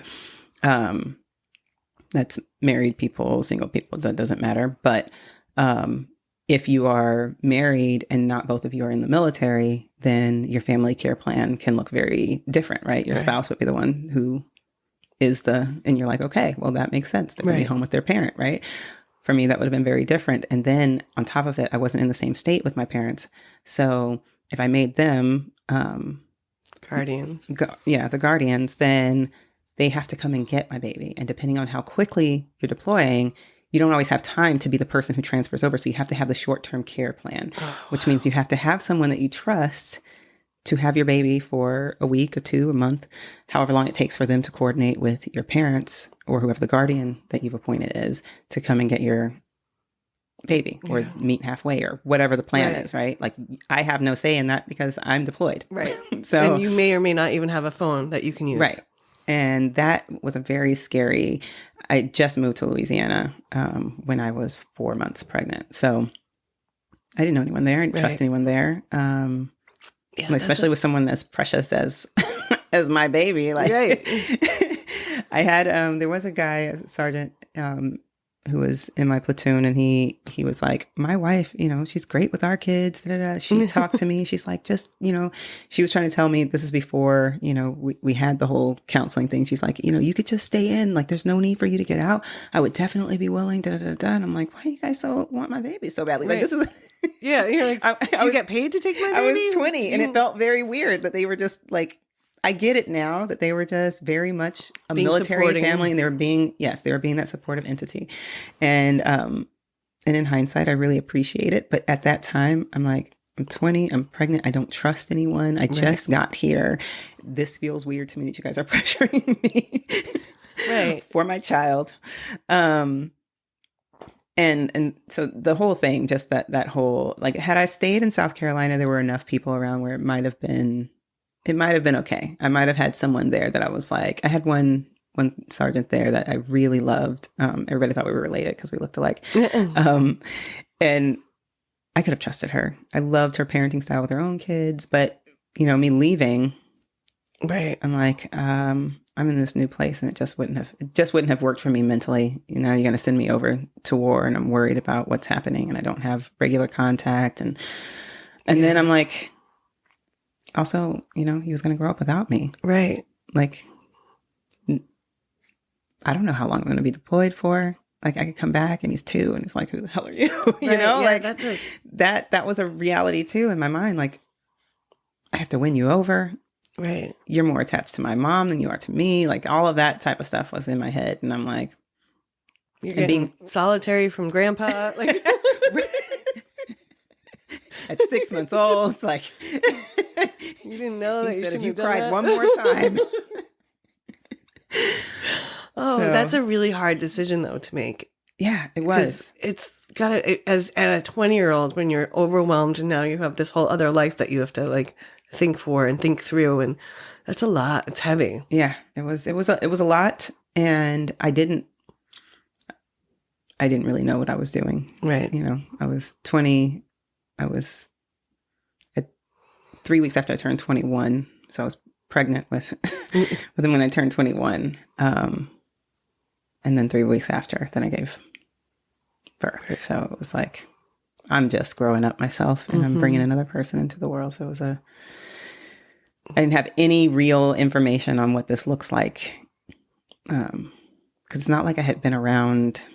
I'm the baby. So I didn't even watch my parents really raise another child. You know how like as an older sibling, you might have some insight as to what they were going through and that type. Yeah. Yeah. I never had to help watch a sibling, none of those types of things. So I can't imagine what that's like. I have like 80 first cousins, so I've been babysitting since I was a baby. They were like, here, keep these kids alive. We're going over here. But I mean, I know, because I know some insights, that you really enjoyed being a mom. Oh, yeah. And that you're like, that was the right decision that you made. For sure. Especially because I wanted 6 of them. Oh my God. That's a lot of just kids. having the one, I don't know what made me think I wanted 6, but I thought I did. And I probably could have been fine had I been in a stable relationship, a little bit older, and had all 6 of them. We'll never know. But no, I really love kids, and I loved being mom. I love being a mom, but it's different now. Yeah. You know, when you raise someone to adulthood, they become their own person, and you have to let go of certain parts of it. But being a mom was a fun time. Yeah. It's got to be hard to like give up that control of having a kid, like when you're like guiding them and they're not going where you want to go. That was the hardest part. And just before middle school, I had a therapist give me the advice of what's the worst that could happen. And she helped me let go of that need. And so it has been great kind of having this more of a hover above than being like a helicopter parent where I'm right in the thick of it. I'm just kind of like observing, how are you doing? Are you okay? And just looking for those things that are detrimental to health and development rather than holding on so tightly that I'm trying to control the outcomes of someone else's life. Like ultimately, you know, like they are their own people, and they show you that very early on. And I think we discount it because we think, well, they're just kids, and but they're not. They're actually just whole human beings. And that's an interesting take, I think, to look at them fully as being their own people. Yeah. I mean, you see the different personalities in them very young. So you know that there's only so much guidance you can give. There's going to be these innate parts of who they are that's going to come forward, and how they internalize experiences and all that different stuff. So yeah. I'm so glad I don't have kids, but I often am like, I do miss being around them sometimes because I think it's like, what is that old adage? Like, drunks and kids tell the truth. And I love a kid's perspective because it is just kind of, it's unencumbered by all the things that we learn as an adult. Like, they're just like, no, that doesn't make sense because this and that. And you're like, it's an excellent point, you 7-year-old. Like, yeah. So is that when you got into like the corporate world that then led you into wanting to learn how to? No. No, it's not. So I got out, right? I had called my parents and was like, hey, I'm going to get out. I want to make sure that this is okay for me to come home and, you know, regroup and get myself together. Just before my 21st birthday, my dad lets us know that we're bankrupt. No one knew. Wow. He said there's about 3 months worth of money left. And I was like, oh, that could have been told to me before I made this decision, because maybe I would have made a different one. So there's a whole story of having to navigate not having a safe place to land. So I'm this 21-year-old with a new baby who can't be employed just yet because I need to recover. And no one was going to hire me at the time that I'm like, I'm about to give birth. Like, and I look like I'm about to give birth to twins. My child was 10 pounds, 7 ounces. God. So pretty much twins. So there was nothing for me to do just yet. At that time, when you get out of the military, they allowed for you to get unemployment for a year. So I was like, okay, as soon as I was ready to be able to go back to work, I applied for unemployment. And then I went and got an apartment for the 2 of us. And luckily, the woman that was renting the apartments out, she had, luckily for me, not for her, she had an issue with alcohol. And had shuffled my application around, and she had done this to several people, and then her corporate people came down. And so they offered me, because she took so long with the system, whatever, I don't know what the time frame was that she was supposed to do the thing, a 2-bedroom for the price of one. Oh, nice. So my rent for this 2-bedroom was ding, ding, ding, ding, $399. Oh my God. Wow. I'm surprised you still don't live there. Yes, $399. Oh my God. That's amazing. Right? It was a 2-bedroom, 2-bath. Oh. Yeah. Very nice. But it was in Alabama. The cost of living is a lot different. Because even my last apartment before I moved here was under $700, and it was a 2-bedroom, 2-bath. Very spacious apartment. I can't even imagine that. $399, I think maybe in the 90s could get you a bedroom in Boston. In someone else's house. Wow. Yeah. So we lived there for a year, and then so I'm getting unemployment. I'm trying to milk this for as long as possible, because I'm you have a newborn baby. Trying to adjust. I don't have that soft place, like where is my child going when I'm going to work? Because also with the cost of living being so low, the minimum wage is also very low. It's still at the federal minimum wage. Oh, wow. Which is $7.25, I believe. Yeah, I can't believe it that in 2023 they're still using the federal minimum wage as their minimum wage. I don't know if different cities are doing it differently, but for the most part, I can't believe that that's still the federal, right? Like that's ridiculous. Insane. They should really be looking at the cost of living and determining. Yeah. But so I'm trying to figure that out, and then I decided to go back to school. So I was going back to school for psychology, and my parents are navigating this house situation, which the house is supposed to be going into foreclosure, but there's something going on with our economy at that time, and I don't remember what it was, because I was just trying to live. And so it was slowing some things down. There were lots of people in foreclosure, and banks were doing a lot of things to try to help figure out how to help people not lose their homes, because of course also they want to continue getting their money. And so whatever was going on there was going on. So I didn't really have a place for him to go. And then my aunt lived nearby, and so she was really helpful with that, because she had a baby.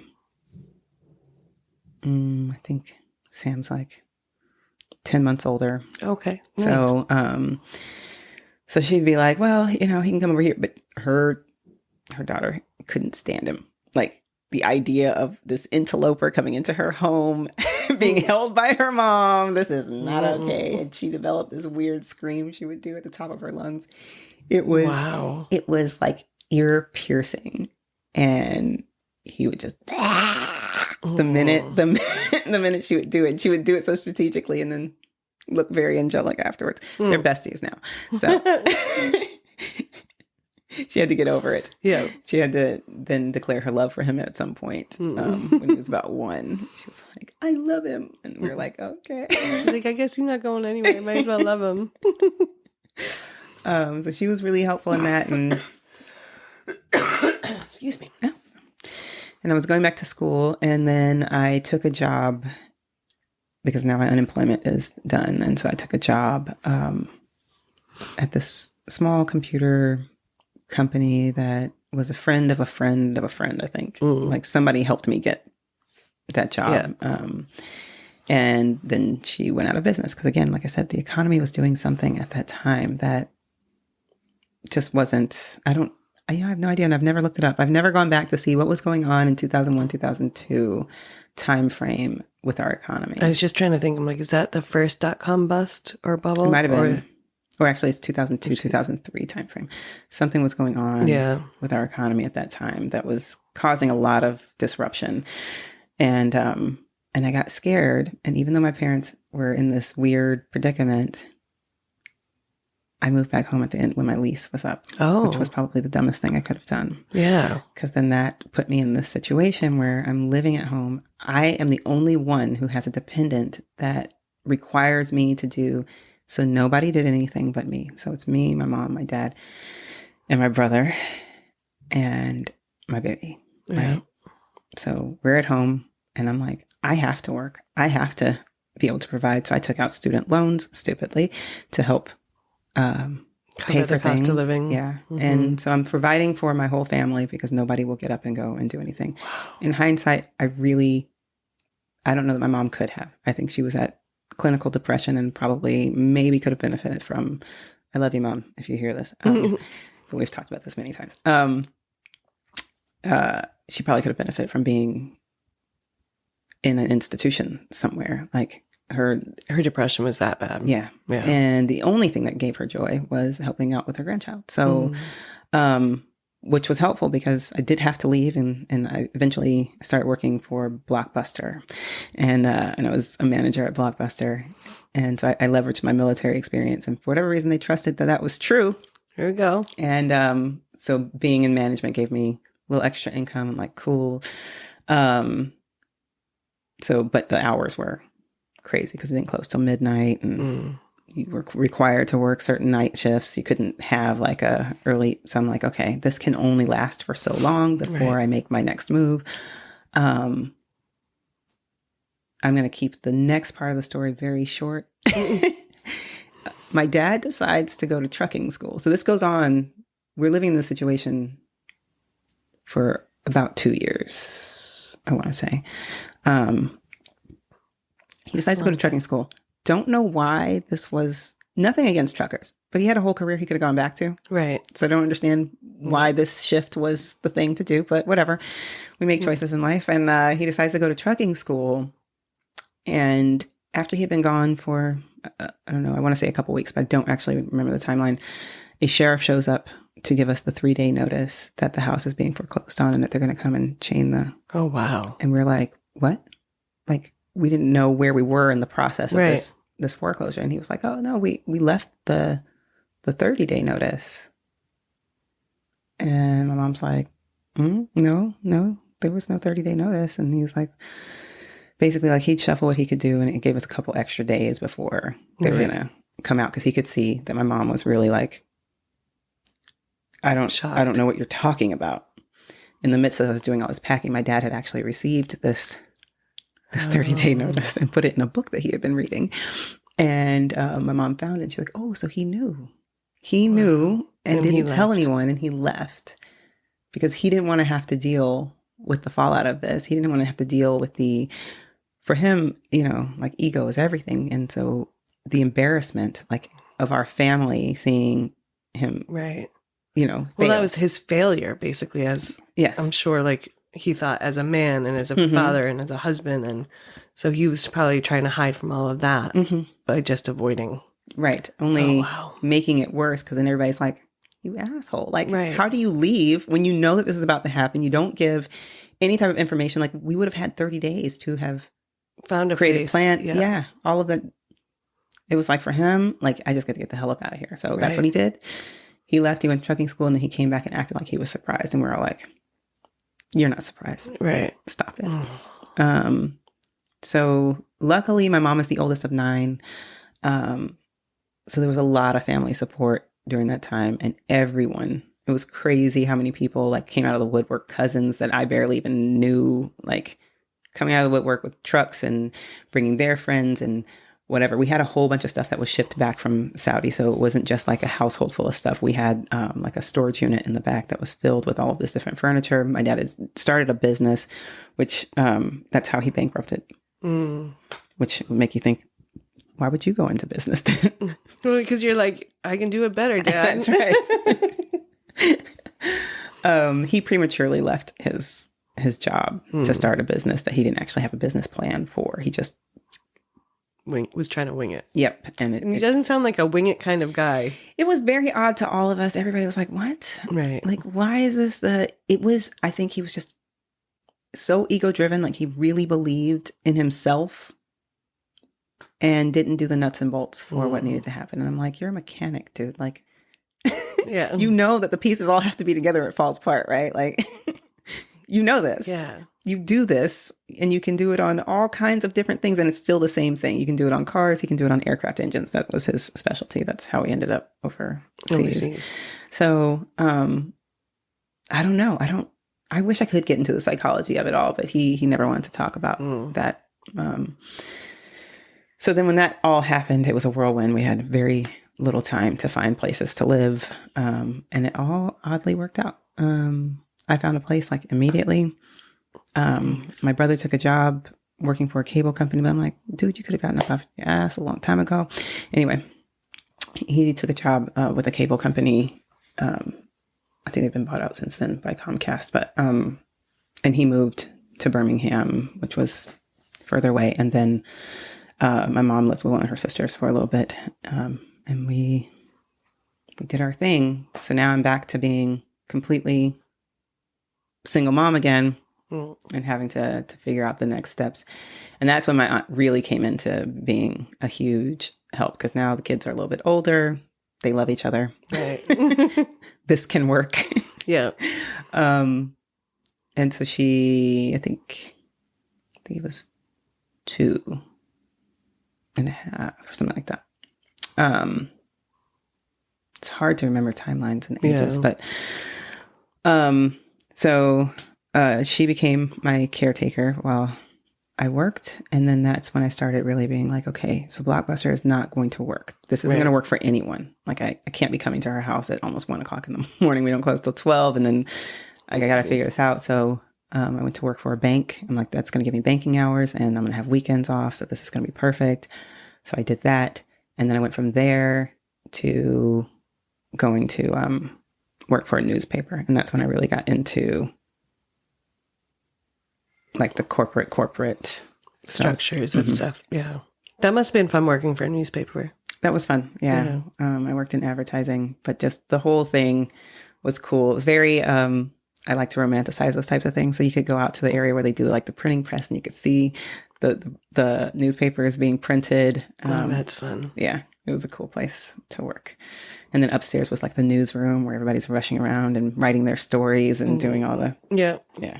Oh, that's a great energy to be around too, because a lot of those people are kind of self-starters and self-disciplined, or else things don't get written and they don't go out. So it's like a kind of a slightly high stress area to be in. Yeah. It was definitely, so like even with advertising, like if you don't get it in by a certain date, because they're doing the layout for the paper. So if you don't get it in, you may not be able to get it in. So if someone like wants a last minute ad, and of course we want to make because it was partially commission. So it was salary plus commission. And so I was making $12 and something an hour. And I was like, I am in the money. Like I really thought I was making something. And then they did some restructuring, and then it went to a base salary of $30,000 with commission. And I was like, this is it. I'm making all the money. I'm doing it. But in order to make commission, you want to get every sale in. And so you don't want to wait for that next. So, we'd have to go over and kind of schmooze the layout person. Like, hey, like, is it possible that we can get this ad in?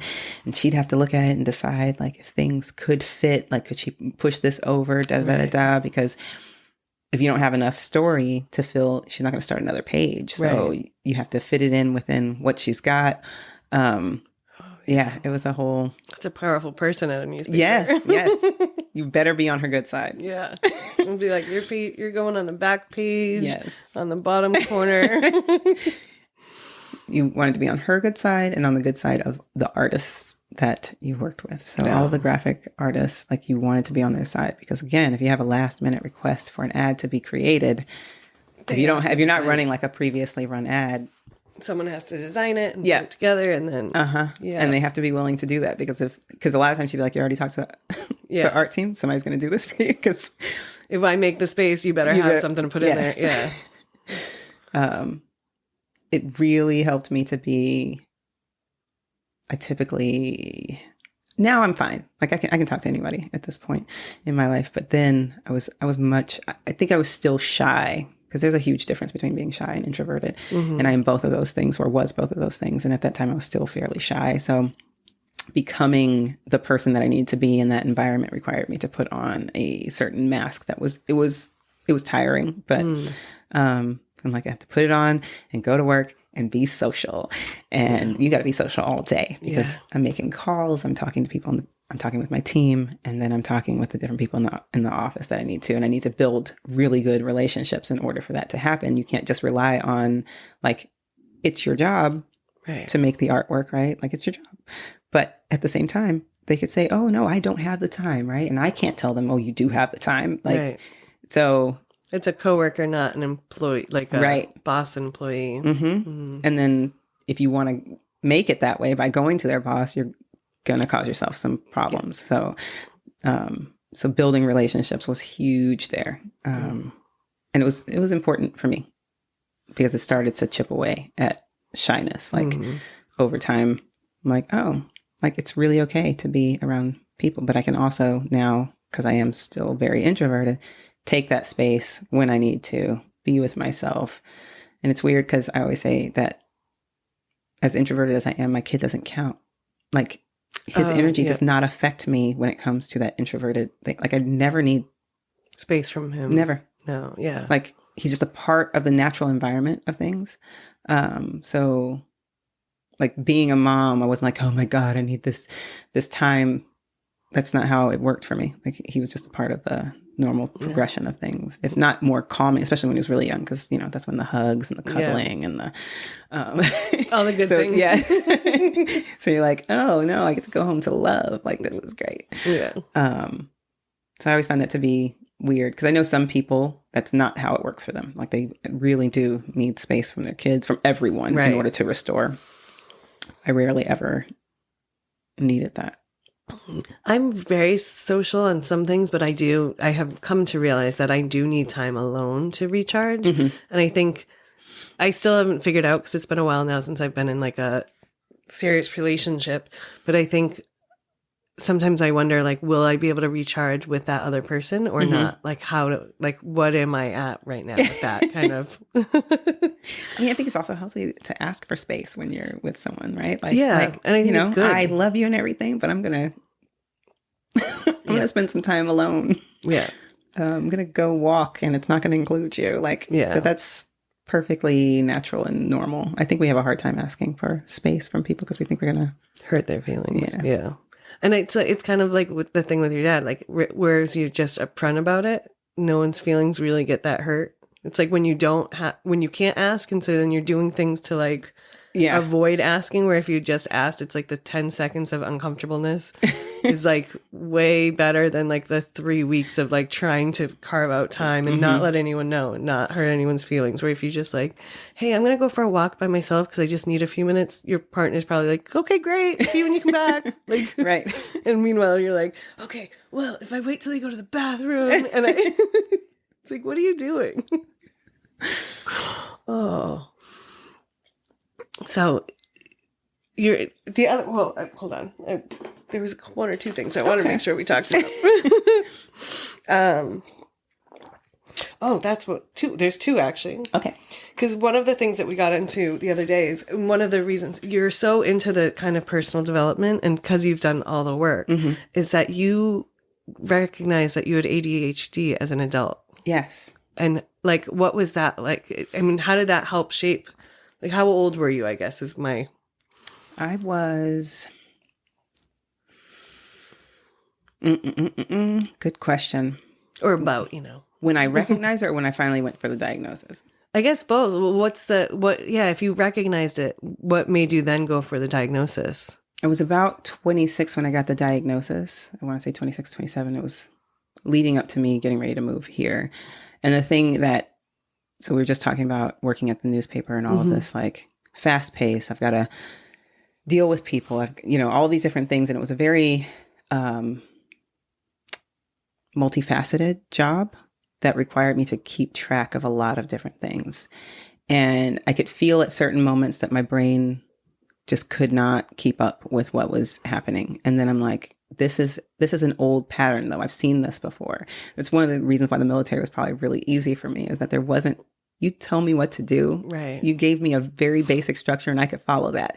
But you're now asking me to use my brain in ways that I'm keeping up with all of these different things. And at that job, there wasn't a lot of oversight. Like I had my supervisor and he was doing his thing. which was mostly going out and helping with assisting with getting sales, right? Like building relationship outside. So he wasn't around.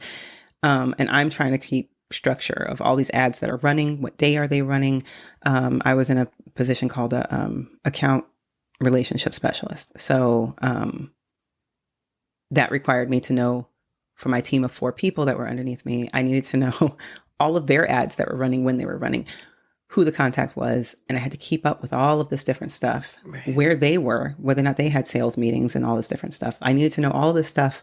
And my brain was like, I don't want to do this. And I was like, but we gotta. So I put together my own, because I do like structure, but sometimes it's easier for me if structure is given to me. Right. I've since learned how to create my own structure, which is part of why my business works, is that I'm like, I'm hearing you, I'm understanding what you're saying. And I'm like, oh, let's try this as a system. So, so I started to notice that this is a repeating pattern, but I'm older now. Like this isn't school where I've got the backpack full of papers that I'm looking for the paper that I wrote and I'm shuffling through all the stuff. Like this is real life, and this is going to affect whether or not I can provide. Right. So now this is the other side of me that's like, okay, let's figure this out. And, so I had initially gone to a therapist who was just like, oh no, like you're overwhelmed. And I was like, it's not that. Like this has been going on. And I had a PPO plan, so you could find your own person. So I found someone who specialized in ADHD and treated adults. And I was like, let me go to this guy because this will likely be better. And so he started off with this gamut of questions, and he had given me these, I think he told me a story. I cannot remember it, but I just remember there was these things I had to remember. And then he asked me about these things at the end of the conversation that we had about me. And I was like, I don't know. And so that was the first indicator for him that I had an attention issue. And then we did a bunch of other tests along the way. And it was really validating that I knew that something was wrong. And now we've got some answers. I just don't do medication. So, so that was the only hurdle, was that I don't want to do medication for anything unless I must, right? Just very sensitive to it. Just didn't want to get especially at that time, I don't know that there were any, I think non-stimulant or non-stimulant ones were just coming out. And, I'm like, the only thing I think of is I'm going to take Adderall, and then I'm going to be like people I've known who try to come off Adderall and they just can't. And so I didn't want that for myself. And as life has been too volatile, I don't know, will I have insurance forever? Like all of these different things are in my head. Like, so I'm not doing it. And, so I had to learn through some therapy, some different techniques that work. And then because I am the person that I am and I like to research, I went down a rabbit hole and found some other techniques that really work for me. Like for me, color coding really works. For me, repetition really works. So if I have something that I have to do and it's annotated in multiple places, I'm more likely to be successful with making sure that thing happens. Sticky notes are a huge way for me to get things organized. But it was very, very validating for me, but it also allowed me to then start creating all of these different systems in my life that work, so I can create my own structure. And that's where part of the idea that systems make people successful. And that's whether you have a neurodivergent brain or not, right? Like people can really thrive if they don't have to do all the thinking, because our brains, decision fatigue is a real thing, gets tired when we have to make decisions on the fly constantly. So if you have ways of like blocking the things that you need to know, the things that you're going to do, and having them in some type of system, then you're likely to be more successful at getting those things done. Then there's that whole dopamine feedback loop when we do the things that, that feel good to us, right? Like when we are productive, like that's so, but it was one of the most validating things for me is to know why I struggled in school a lot. And not for lack of being intelligent, which was what I equated it to. Was that my mom always gets mad at me, but I thought I was dumb. I'm like, I am not very smart, because I struggle, except for with writing. That was the only, like, I took a novel class and I took That's another themes in world lit. And I was great at that because one, it was super interesting to me. And then writing is one of those things that comes naturally to me. And then the way the teacher had his class structured really worked for me. So we kept like a journal basically. And so a lot of the homework and stuff was all kept in this one place, and we did it in class, and except for the writing of papers. And so he was very, his structure was just, it was just structured enough and just loose enough to make you comfortable. Yeah. But all the other classes, like math, who I did not jive with, my brain was like, no. Yeah. No, we're not doing that homework, and I don't understand it. Like none of it was making sense to me because of the way it was being taught. And I wish I had known when I was younger, but I don't know. There's so much information now, and I don't know that would have made a difference at that time. I don't think they knew how to teach to my brain where it would have helped. Well, but they still don't. Like, they haven't changed the way teaching's been taught mostly ever. That's you true. know, like, because we talked about this kind of the other day when we were chatting about how no one teaches you how to learn. Right. And no one teaches you really how to study. They just are like, this is how you do it. And if that's not how your brain works, then you're just kind of fucked. Like, you're like, excuse me? Yeah, I think, and what's great is that there is a lot of information out there now that you can, if you're struggling with something, you can go look up, like, I struggle with this, and someone out there is going to give you at least a hint. Like this lady on, I don't know, it was a short form video, so I don't know what platform it was on, but she mentioned that if you have ADHD, keep your shoes on in the house when you need to get something done. It is the coolest trick in the world. When I need to get something done, I'm like, shoes on. My dog's like, where are you going? I'm like, nowhere, buddy. I'm getting to work right here. And I'm far more successful when I have the shoes on. She's like, the minute you take your shoes off, you think it's time to relax. And so but when you put your shoes on, your brain has taught itself that you're going somewhere. You're about to do something, right? So yes, I put shoes on to get work done in the house. Like if I need to clean, if I need to do whatever. Yeah. That's really interesting little tip. Yeah. I saw a thing the other day, and I think it was like a meme on Facebook or Instagram or something.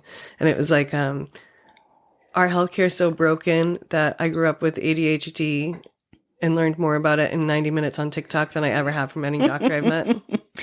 And I was like, yeah, that's truth. Like, and that goes for so many things now too. Like, I grew up, I had endometriosis as a kid. Doctors would not know anything.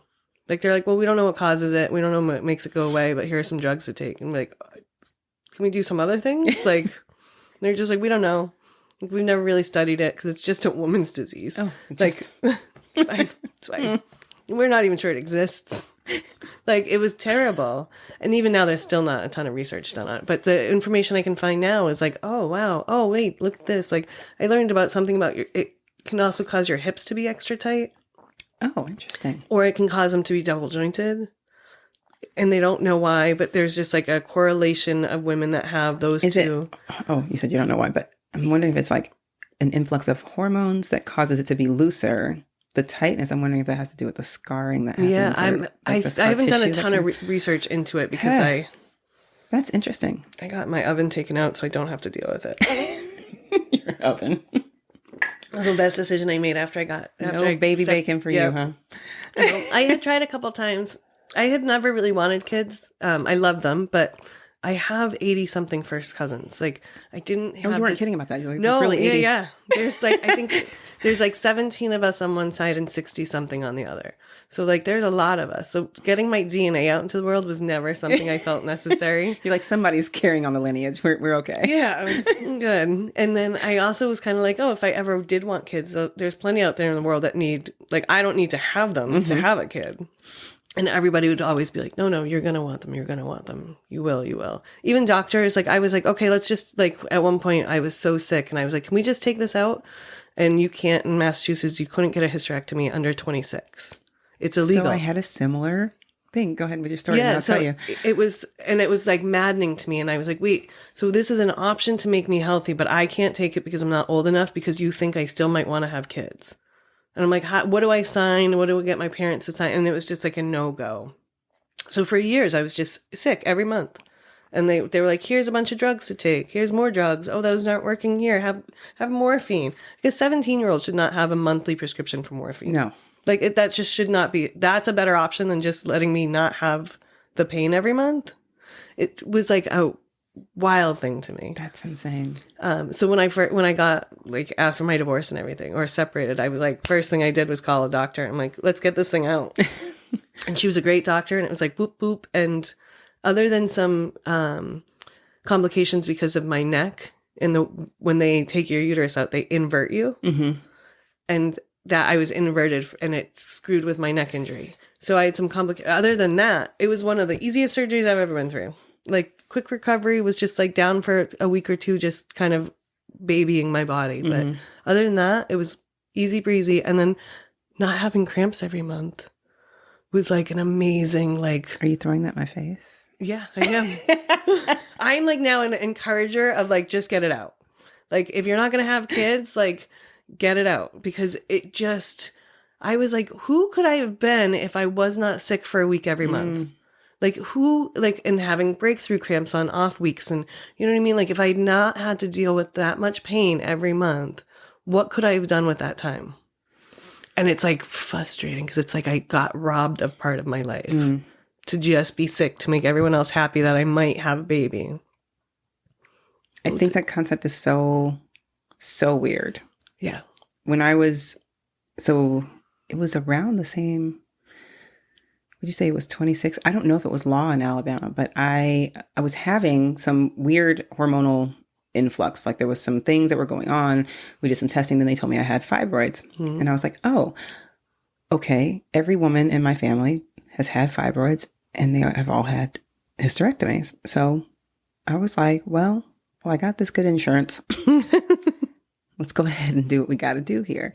And they were like, no, you might want a baby in the future. And I was like, I've had a child, and we're butting up against 30, which was my cutoff date for having any more kids, because I'm like, they're going to have this huge age gap. So like, let's just go ahead and call it. Right. And they were like, no, absolutely not. And I was like, wow, okay, great. So I've got to deal with whatever is going on with until you guys deem that I'm capable of making this decision and knowing whether or not I'm going to want more children. I was very upset at the time. I'm fine with it now because it ended up when I got here. I don't know what happened in the subsequent years, if I actually made the fibroids shrink or if I just never had them to begin with. Because the ultrasound, they said I had fibroids. But then when I was having, again, an issue of I was having periods too often, which tends to just be, I think, a thing in my body, because when my hormones shift, I'll have like 2 periods a month, and then for like 3 months, and then it stops. But I understand it now, and I'm like, okay, we're here again. Thanks a lot, body. But so I went to a doctor here, and they're like, you said you had fibroids? They're like, no, your uterus is perfect. And I was like, what? That's weird. I was like, nothing? And she was like, nothing. She's like, and then she even turned the little thing. Yeah. And she's showing me, and I'm like, oh, okay. Well, I'm trying to rack my brain now, that because I haven't thought about this stuff in so long. Like, are fibroids like cysts where they'll grow, but then they can disappear? I think they can disappear. Yeah. It's just not a common thing. It might have been your change of stress, because stress, I have found, like with talking to a bunch of friends and stuff, is like one of the biggest things on your period, which also no one talks about. Like, hey, your stress is probably making your period worse, or like not coming at all, or whatever. Yes. Women's health, like, it's just not a topic that people take seriously. Like the idea that we're supposed to work through cramps as if it's not. And there's a I don't know what kind of talk she was giving, but there was a woman that was giving a talk. It's on some of those short form things. If I find it, I'll send it to you. But it's very interesting. She's talking about the level of pain, like what it's equivalent to. A heart attack, I think, is something I just read. Yeah. And she's like, in what world will we make a man come to work and be like, yeah, I know you're having a heart attack, but you got to work. What? Like, no. If men had cramps, our world would be a completely different place. Yes. There would be, 1, we would have drive-through abortion clinics. 2, there would be like leaves for it. You would get like, you would have like a service that came to pamper you because you know what I mean? Like they would have, because they're such wimps, they would have had something like an infrastructure built to like cater to them and their cramps. Instead, they're like, oh, I don't even know if those actually happen. No, but all the women in the world are telling you it happens. And they've been saying it for some time, but you just, of course. Yeah, that doesn't happen. I had a woman once tell me that she didn't think cramps were real. And we were in our, like, I was still in grade school. So, like, she was like a friend's older sister. And she's like, oh, yeah, she had never had cramps. So she was just like, yeah, no, I don't really think those exist. And I was like, I will stab you. And I remember, like, years later, I saw her, like, at, like, an event and stuff. And she comes over to me and she's like, I've been thinking about you lately. And she's like, because I keep remembering. And I was like, Jenny, that happened, like, I don't know. And she was like, but I have had cramps now. And I owe you an apology. And every time I get cramps, I think of you. And I'm like, well, I feel like that's like that's your own karma. Like, Karma showed up and was like, we're going to show you cramps are real. Yeah. I'm like, I wish you didn't have those, but I'm glad that you recognize that they are very real and they will, like, disable you. Mm-hmm. Yeah. It was terrible. I used to walk around with, like, how I never came up with TheraPads. I'll still, like, I used to have actual hot water bottles that, like, I would, like, ace bandage to myself. Well, clearly you did come up with them. You just didn't follow it through. Maybe that's because I have ADHD. I always wonder sometimes about that stuff. Like, when I'm with someone that's, like, very neurodivergent, I'm like, oh, I see the world in a totally different way than them. But when I see people, I spend time with people that have some of it, because it's the spectrum, I'm like, ooh, maybe I am on this spectrum. I mean, I think we all have some of the traits, it's a spectrum for a reason, which means that we're all sitting on it somewhere. And I think even when you're on the lower end of it and you're very high functioning, you don't have any of the issues that you can pinpoint and say, I have ADHD. You might have one or two things that kind of mirror it or mimic it. Yeah. You don't have a diagnosis of it, but there are some things. I think the idea that it is a spectrum, that we have to keep that in mind too, though, because I think there's a lot of people giving themselves a diagnosis of things that you're like, no, you have. It's just like with narcissism, right? Like, which is a hot topic people talk about. And we'll be like, they're a narcissist. Are they a narcissist, or do they have some narcissistic traits? Because there's an important difference between being... I don't know if you know this, but Americans like it to be black or white. Unless it is black or white, and then they don't like either. Then they're like, give us some gray area. Yeah. Well, it goes back to what we both discovered the other day, too, is that we don't visualize. Yes. And so, like, I always thought people, like, I was just broken, or like people were all lying about the visualization, and you had the same thing. Yeah, I thought that people did not. I didn't know it was a real thing. Like, I really thought it's kind of like on movies when people would think back and they show this visual. I thought that was for us. Right. On cartoons when they do the little bubble thing, that was for us. Mm-hmm. And that it was more of a concept and not an actual thing, that people are pulling up images, and that some people can pull up sensations too, which I'm like, what? What do you mean? Like, they think about something being wet and it creates like they don't feel wetness, but they feel a sensation. I'm like, I don't get any of those things. Like, I don't pull up any type of sensation. No, like, thinking about chocolate chip cookies and I get a sense of a smell. I'm like, what are you talking about? Right. And when it was like, for a good month, I was just blown away. I kept asking, like, what? And anyone I could talk, do you visualize? Because I just need to know, like, is it true that the majority of people are more people like me than I realize? But no, like, I think 2 people in all of this time. So that was 2020 when I found out. Right. 2 people that I've met that do not visualize at all. Like, there's some people with low visualization that I've met that are like, oh, it's not like super clear, but I can see. And then there are people who have really high, almost like movie-like clarity. And I'm like, what? Right. Must that be like? With my sister, when I'm talking to her, it looks like she's pausing, like she's zoning out from what I'm talking about. And I'm like, so I start repeating myself because I'm like, she's not listening to me. And she is a horrible listener. Yeah, I hope you're listening to this. Okay, I take it back because her feelings will be hurt. She's not a horrible listener. She's just, she gets distracted easily by her own thoughts. So when I'm talking to her, I think that that's what's happening. And then at some point, because we were on a vacation and I'm talking and I'm repeating myself and I'm looking at her and I'm trying to connect, like, is she listening to me? Right. And then she's like, oh, I'm just visualizing what you're talking. I'm just trying to visualize it. I need to create the visual in order for it to make sense. And I was like, oh, I don't do that. Therefore, I don't understand what's happening here. So it's helped me a lot now. Now when I'm talking to her, I'm like, I don't need to repeat. I need to pause because that gives her a second to do what she needs to do so that we can get back into the discussion instead of me assuming that she's jumping off into her own world and ignoring me. Yeah. It's so interesting though, like, cause you're the first person I've met that also hasn't visualized. Cause meditations is where I learned it. Like a teacher I hated guided meditations, but I was listening to one. It was somewhere where they did one. And the woman that was leading it all of a sudden said, if you can't visualize, you call upon the feeling. And I was like, what does she mean if you can't visualize? Like, wait, do people actually see shit? And I was like, didn't want to ask because I felt so like kind of dumb. Like, I was like, oh, yes, yeah, I am dumb. But it was so wild to have like this person just in passing be like, well, if you can't do that, it's okay. Like, do this way. And I'm like, well, I know how to pull up the emotion of it or the feeling of it. I'm like, but I've never seen anything. And so I was also thinking about this morning. Do you dream? So very rarely, but yes, I can dream. And when you dream, do you see things or do you wake up and you know you dreamt, but you don't? I assume I'm seeing things. Yeah. That's a really good question because I don't actually know. Right. Because I will know that I have dreamt something. Right. But do you know if you see the movie of the dream? Now I'm going to have to pay attention the next time I say I've dreamt because it doesn't happen very often. Right. It's very rare that I have a dream.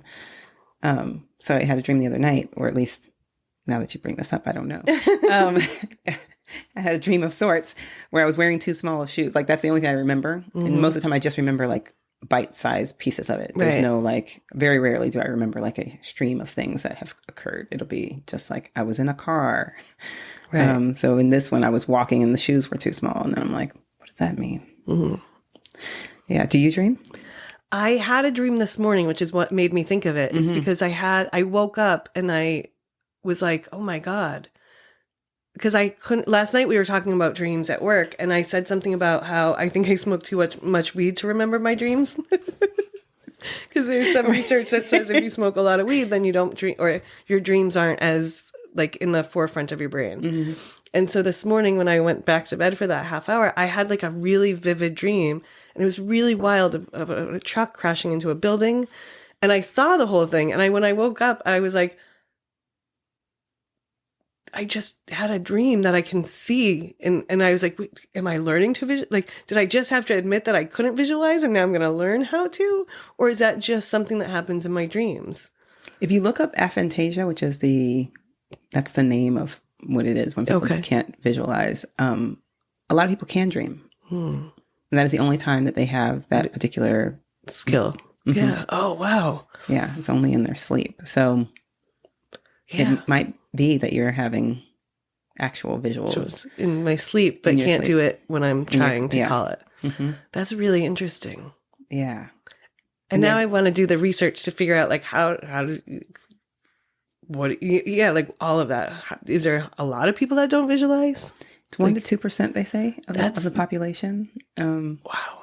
And there are some people who have been able to successfully make that part of their brain, because sometimes it happens because of an injury and sometimes you just never had the ability. I don't ever remember having the ability because most of the time, if you had the ability at some point, you would remember it going away. Right. Now I have to do some work and see, because I don't know if I had it. Mm-hmm.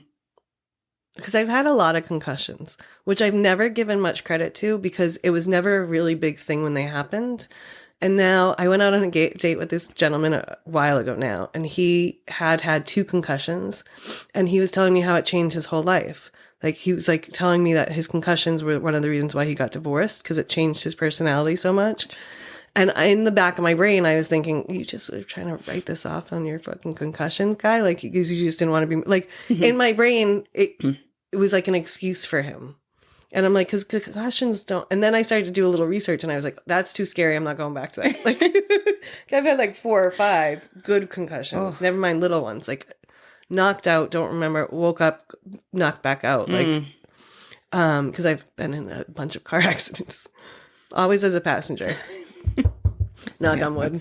But now I'm like, I wonder how much of that has changed my personality that I don't even realize, because it's never been a kind of a topic, or it wasn't as a kid. And I'm like, it was just like, okay, well, you're going to rest for a couple of days and then you're fine.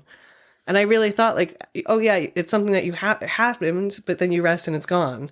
I didn't realize how much it can change the structure of your brain and your personality and all of that, which makes sense as an adult, but it still doesn't seem something that's like real in my brain in some way. Because you're like, I've been functioning fine. Yeah.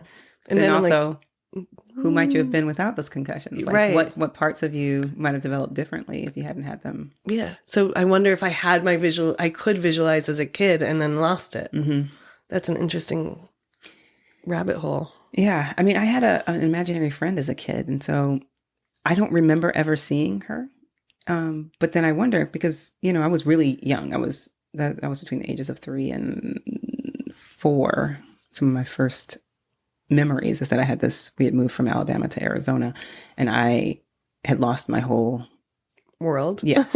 So all of my mom's sisters, the younger ones, were in their teens, and they were like my playmates, and I loved them. And then all of a sudden they were gone. And now I create this little friend, Polly. But did I ever see Polly? I have no idea if I actually saw Polly.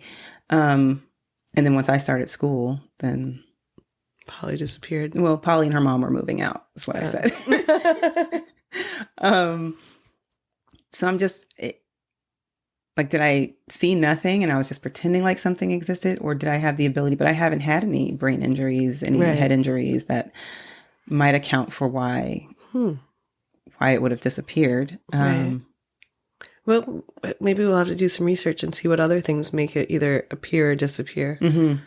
Wow, it's such an interesting and it's so nice to meet someone who gets it, because I've tried to talk to one or two of my other friends and been like, so you can actually see in your brain, and they're like, yeah, I'm like, okay. Yeah. Because it seems very sci-fi to me. I'm like, what?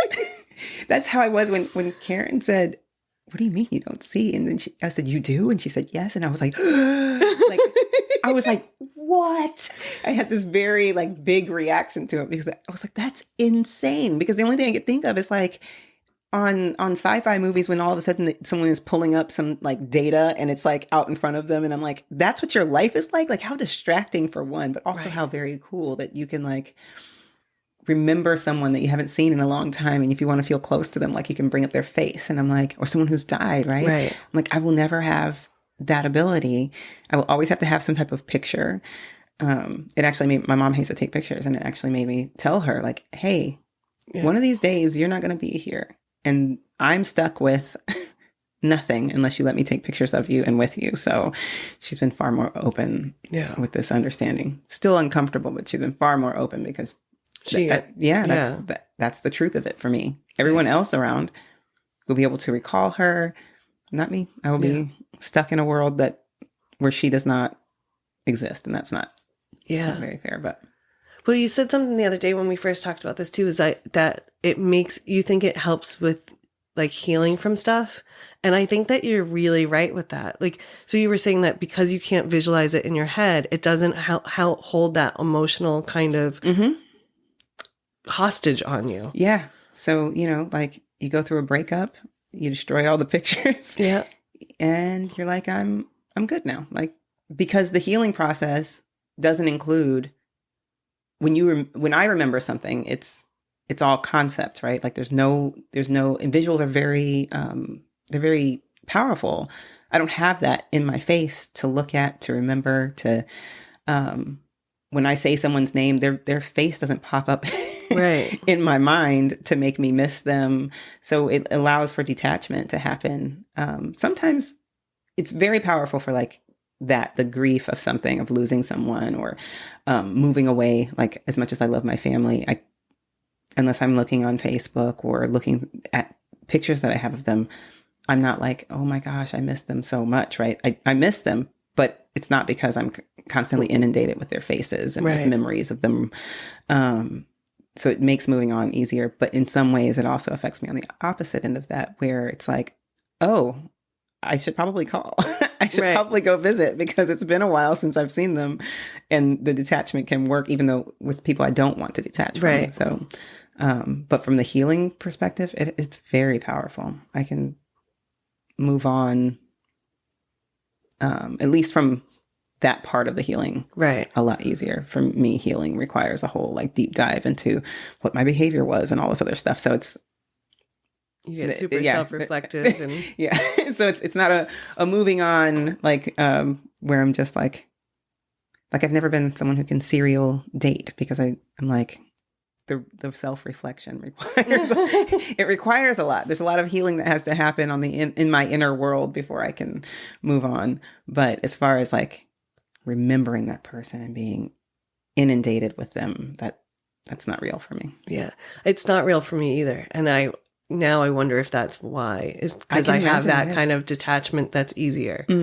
Like, yeah, it just is. It's a wild thing to kind of recognize about yourself. It's a really cool thing too, because it feels like it. I can imagine it's kind of like when you get the diagnosis, when you're like, all right, so I knew this stuff, but now having a name for it is easier, and it makes it like more palatable or something. Like, and I guess once you know what something is, you can know how to learn about it and work with it. Whereas before, when it's just all theory, it's like, maybe. But that's a huge, like, I still can't really wrap my head around it. Like, I've been thinking about it nonstop since we talked, because I'm like, now when I'm talking to someone, I'm like, wait, are they visualizing something? What do they see? And then my other thing that keeps coming up is, what is someone, when they think of me, what's their visualization? Right. Like, what's the picture in their brain of me? Like, is it, what would my picture of that person be in my brain? Because it doesn't happen. So I don't. And I wonder too if that's why I don't have expectations about some people. Because I can't picture them in my brain doing anything. I don't project those onto them. So maybe that's why we are easier with people to like let them be who they are. Because we don't have like that judgment for what they should be doing. That's very true. Maybe we have a superpower. That's what Karen always says. She's like, it's your superpower. And I'm like, I don't see how, but maybe we do. I think now that you're breaking this down like this, I'm like, wait a minute. I think we do have a superpower. Because some people will tell me I'm cold. And I'm like, I am not cold. I've been told that too. Like, but I can detach for something very easily. And I also will just accept it. Like, okay, well, this is what happened. And now we're going to deal with it because life kind of rolls on. But I wonder if that all has to do with that, not having to visualize it all the time. Yeah, I can imagine. Like, it's like, if you have to run into someone that you no longer want to see or is no longer a part of your life, right? On a regular basis, it's much harder to let go of that person. Yeah. But if that person's in your mind, even if they're not around, even if you never see them, but yeah, the picture of them shows up. And especially if you can't control it. And so their face just keeps popping. That must be. It's a part of your thoughts, right? Like, yeah. Because I mean, I can get caught on a thought and like, or a fight that I've had 20 years ago, and I can relive that fight 20 times, like the verbiage of it, but I'm not seeing that fight in my brain. That's a really. I've also often wondered why my brother, like, I'm like, God, like, Dad was horrible, but why are you still lingering in it as if it happened yesterday? And because maybe it is happening yesterday in his thoughts, because he's remembering and seeing the actual event happening in some way in his mind, versus me who's like, yeah, it happened. I remember it. Right. It was an event and it's done. Yeah. And maybe that's where so many people get trapped in those loops of reliving the same stuff, is because they're almost over visualizing it. Oh, wow. We might have just solved so many people's problems. And I want to know now, like, of my friends, who else can and can't. Because I wonder now, too, how many other people also thought like us and thought that it's just a concept, or it's just and don't know that they don't visualize, because they don't know visualization's really a thing. I wonder. There's a coaching technique where you actually have people go back into their minds and relive a situation, but change the story. So that now they can start seeing the story that they're creating in their mind. And I'm like, that would never work for me. Like, because I can't see it. Like, the only way for me is to purge it out and to let it go. Like, once I've gotten it out, it's usually a dead thing. But I have to write it, say it, have conversations with someone who's not in the room with me. Like I'm just Right. saying what I need to say to them. And then I'm good. Right. But for those people that can visualize, like they have to create a new story. Yeah. Visually in order to change that narrative. Yeah. And how they feel about it. I once did with my therapist, she walked me through like an exercise to try to like get rid of some of that stuff. And she kept talking to me about, and I was just sitting there and I was so frustrated because she's like, now can you see the whiteboard? And I'm like, no. And she's like, you're not trying hard enough. And I'm like, I don't. And I got so mad at her in that session because I was like, I don't visualize. Like, I don't know. That's why I hate guided meditations. Like, cause I don't see that beach. Like I've been to beaches 1,000 times. They're my favorite place. And like, I can think of one, but I don't see it in my brain. Like I know what it feels like and I can like get my like emotion there and my feeling, but I don't see anything. And she just kept going like, okay, but this is how this exercise works. I'm like, okay, but that's not how I work for me. Right. And that was like the end of our, like that therapist not being one for me anymore. Cause I was like, you're not hearing me. And I think it's probably cause she just didn't realize that I wasn't visualizing. Right. And I wonder how many people she's worked with that didn't know that they could didn't feel empowered enough to say, I don't visualize. Right. Like now that I know that I don't visualize and that is an actual thing, I will tell anyone right. at any time, like this isn't because certain things are not going to work for me, or I have to do it in the way that I've always done it. Mm-hmm. Because when I want to feel comforted by like my grandfather, who was like, he was my favorite person on this earth. Mm-hmm. And he died when I was 15, but we had one of those like just uncomplicated relationships. Right.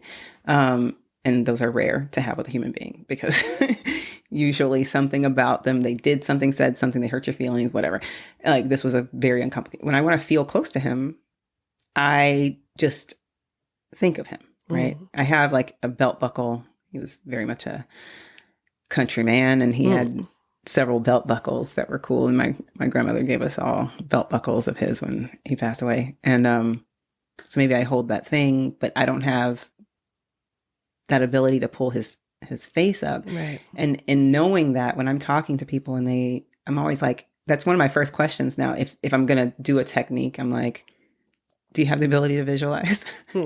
Because I want to know, like, right. Before I send you down this thing and I'm telling you to do something and it may not benefit you at all. And I wonder how many people, this therapist you were just talking about, didn't have like an alternative right. for other people who maybe had the same issue as you. Like, right. I can't see it, or I have low visualization. So it's still not very helpful because people with low visualization, they're only going to see so much of things, or they might only see some colors in there that give like a vague, like almost like a blurry vision. Right. And it's not very comforting at all. It doesn't look like the beach. It looks like it's like a horror movie color. Right.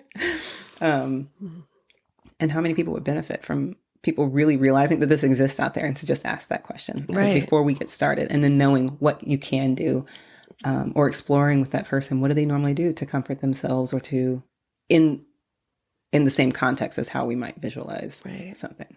So I imagine you learn a lot of this through, because you've taken so many classes in your own personal development, but then like the certifications to start this business that you're doing where you're helping people to kind of integrate their personal and professional lives. Mm-hmm.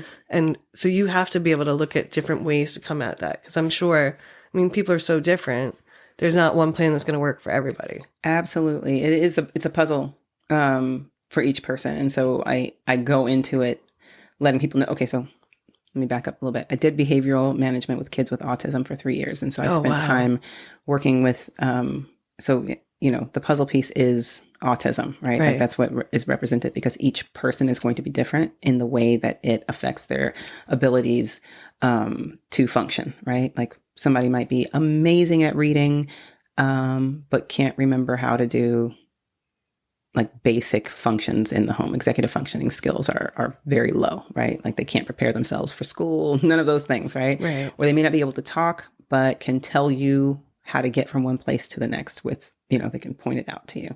So being able to, that was a very helpful part of this puzzle piece for me, is like really realizing just how different We all are, and how to manage that. So when I go into it with a client, I'm like, hey, first thing you should know is that this is going to be a puzzle. I'm going to make some suggestions. We're going to do it based off of who you are as a person, what normally works for you. So we're going to do some deep diving. We're going to put some things in place and we're going to review, because I can't tell you to do things like me. Everybody's not going to want whiteboards up all over their house. Like that's a me thing. It really works for me. Some people are going to be like, that makes a lot of sense. And I want to try that out. Right. Sticky notes aren't going to be the thing for everybody. Right. There's so many different ways that we can get to the solution, but it really is going to be based off of the participation of the person. Like, they have to be all in. That's the other part of this, is that we've been living a certain way. And since I'm working with adult people, we are very stuck in our ways as humans, and we do not like change, and change has to be incremental. So, we start very slow with the personal changes. With the business side of things and implementing different things, we can move a lot faster. But on that personal side of getting out of your own way, that requires a much slower approach, because you're not likely to stick to the changes if we make these sweeping changes and we're asking you to adjust your whole personality and all of your routines and habits. Like, that's a lot to ask of someone. So I was asked recently by someone, like, in what ways do you operate like a therapist? And I'm like, in all the ways a therapist operates like a therapist, except for that I can't diagnose you with anything, and I can't and I don't do a lot of deep diving into your past unless that past informs why you're doing what you're doing. Right. And you're aware of that. We're mostly going to be moving forward. Like, where are you now and where do you need to be in order to be successful? But it's also going to be all the other areas of your life, because why you do something in your business might be affected by why you're doing something at home, Right. or you're doing that across the board. And that is what is the thing that's in your way. And so now we got to figure out, like, why you're procrastinating, what it is about procrastination that feels so comforting to us, because it is a thing that we lean on, that, and as weird as it sounds, people are like, no, I hate procrastination. No, you hate the result of the procrastination. The procrastination feels good. Right. So why does it feel good? Because we're not doing the thing that feels so bad feeling? to us. We're avoiding. Possibility of failing when you're procrastinating. Exactly. I'm just uncomfortable now. So what are we talking about? How good procrastination feels. Yeah. So getting it is a total puzzle piece of getting it together, and then there's also this, like, very important part of giving yourself grace. And a lot of people don't. They're like, well, what does that mean? And I'm like, that just, to me, it's very simple. When we're giving grace to ourselves, it means that we're acknowledging that we're not perfect in this thing today, and that we're going to try again tomorrow. That's it. Like, we can't change what happened. We can't sit and stew in that. It's not going to help us. We know what the plan is. Right. So we don't need to analyze what happened today. We just need to recognize that it didn't happen today. But we know that tomorrow it's going to be, we're gonna try again, and we're gonna create that clean slate for ourselves, and not be so, because sometimes we can also be like, I'm gonna make up for it and try to go overboard, which is also not very productive. It's not very productive, because now you're exhausted and you tried to make a sweeping change, and you're not likely to stick with it in the subsequent days. So it's best to just be slow and steady, and you will eventually get there. But we all want change immediately, right? Like, when we're on a goal to lose 25 pounds, we want it gone tomorrow. And that's not going to happen. No, not at all. And if we implement the changes to make that happen very quickly, as most people, why people don't believe diets work is because after we lose that 25, what do? We go back to what we were doing before, because we didn't actually do the steps to actually make change in our approaches to things. We did something on a short-term basis, right? We were only focused on the goal. We weren't focused on the long-term results that we're usually looking for, right? So it must be, how often you get frustrated with the people that hire you and then don't want to do the work. Oh my gosh. Oh my gosh. Yeah. I don't want to beat up on anybody. No, but I also that has to be it is a very, very frustrating thing to realize that someone recognizes that there's a gap between who we are and who we want to be. Right. And some people are just at the beginning of that recognition. They're not actually ready to make that leap. And so they hire someone. And I think we've all done this before, either hire someone or just start down a plan of our own, right? And then we don't do well because we weren't ready to actually make the change. You have to be ready to make the changes. And it is very frustrating to be like, I can see it so clearly for you. You are aware of yourself, but you're just like fighting and resisting the idea of this change. And a lot of that has to do with, and that is where I do think sometimes we can get to the bottom of it. But I think that's where therapy actually comes in, because they do a deeper dive into the past. What made you this way? Where is this coming from? That's a whole other thing. And usually, because that's not what coaches do, I don't want to get into the past and your parents and all of these different things. I don't want to do harm, right? Where I'm bringing up old stuff and now you're spiraling into some things that could be damaging. So I'd rather us look at like, where are you and where are we going? And get you a therapist for that other part. Yes, that other part. Like, hey, that's not really what I do. Like, let's... and so sometimes I think people will come to me or go to other coaches because they're looking for that piece that the therapist does. You have to be ready. That is very frustrating to have someone be like, yeah, I need to do this, and you're there with them, right? Like, you're like, yes, okay, I see it. I know that you're aware of it. Right. But you're just not, you're not ready. That box you put yourself in is super comfortable. Yeah. And I can't push someone out of it, you know? Right.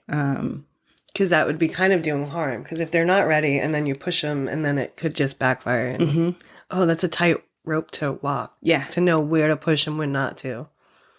If we're doing it in the business setting, it's a little bit easier because then I can just shift focus. I'm like, we don't have to lose our time here. Like, we'll just shift into making some business changes and we can circle back around and see if you're ready just yet to do this, especially if they have employees, which makes it a little bit easier because they may not be doing all of the pieces of the things that we're putting into place. And so that does help a lot. But if there are no employees, if you are your business, that is where the hardest, because now everything relies on you actually making the personal changes in order for us to move forward. And that's where it gets a little sticky. Do you have tips or tricks to help someone like to get ready or to figure out why they aren't ready? Or is that all like, is that too individually based? I would say I can give all the tips in the world. If they're taking the tips, then we're good to move forward. If I recognize that someone, so I went to school for psychology. I'm not a therapist though. And, but if I recognize that there's something deeper, darker, something I cannot, and I can hear it in the things that they're saying or the responses that look very trauma based. And I do have some training in trauma. Then I want to send them somewhere else. I want to refer them. Say, hey, I'm thinking that we're not making the most of our time, and that maybe it might be helpful for you, to go the therapy route, because I do talk about in the beginning, like, there's a difference between a therapist and a coach, and giving that information allows me to segue back to that if I need to, to say, hey, I think that might benefit you more, and then you can come back to me when maybe some of these other stuff has been resolved. If there's pushback there, then we can attempt to move forward. But but I also believe in firing a client if they can't, because it doesn't benefit me or them, right? Like, they're wasting money and I'm wasting time. We're just circling the drain. Like, we're not doing what needs to be done. And I don't think that's very helpful. Yeah. Well, and then also it opens the door for them to be able to like blame you that they're not doing it because you're not a good enough coach. When you're like, oh no, I'm giving you all the tools, but you're not picking them up. But now you're going to blame me. And that can be like a mind fuck. Yeah. For you and them. Like, if they're not willing to do the actual work, but they have themselves convinced that they are. And then it's like, oh no, it's not my fault. It's Leah's fault. Like, yeah, I mean, it's an easy. It's an easy out. Yeah. I wonder if some people hire you as an easy out. You know what I mean? Like, I wouldn't be surprised. Like, oh, if I hire her, like, if she doesn't fix me, then it's not my fault. It's her fault. I'm sure, but more on like the subconscious level. Like, they don't realize they're doing it. They know that they need what they need, right? But they're just unwilling to take that step. And it is easier to say, hey, you didn't do it. Yeah. Well, taking the step is scary. So like, I do give people grace on that just because I need to give it to myself too.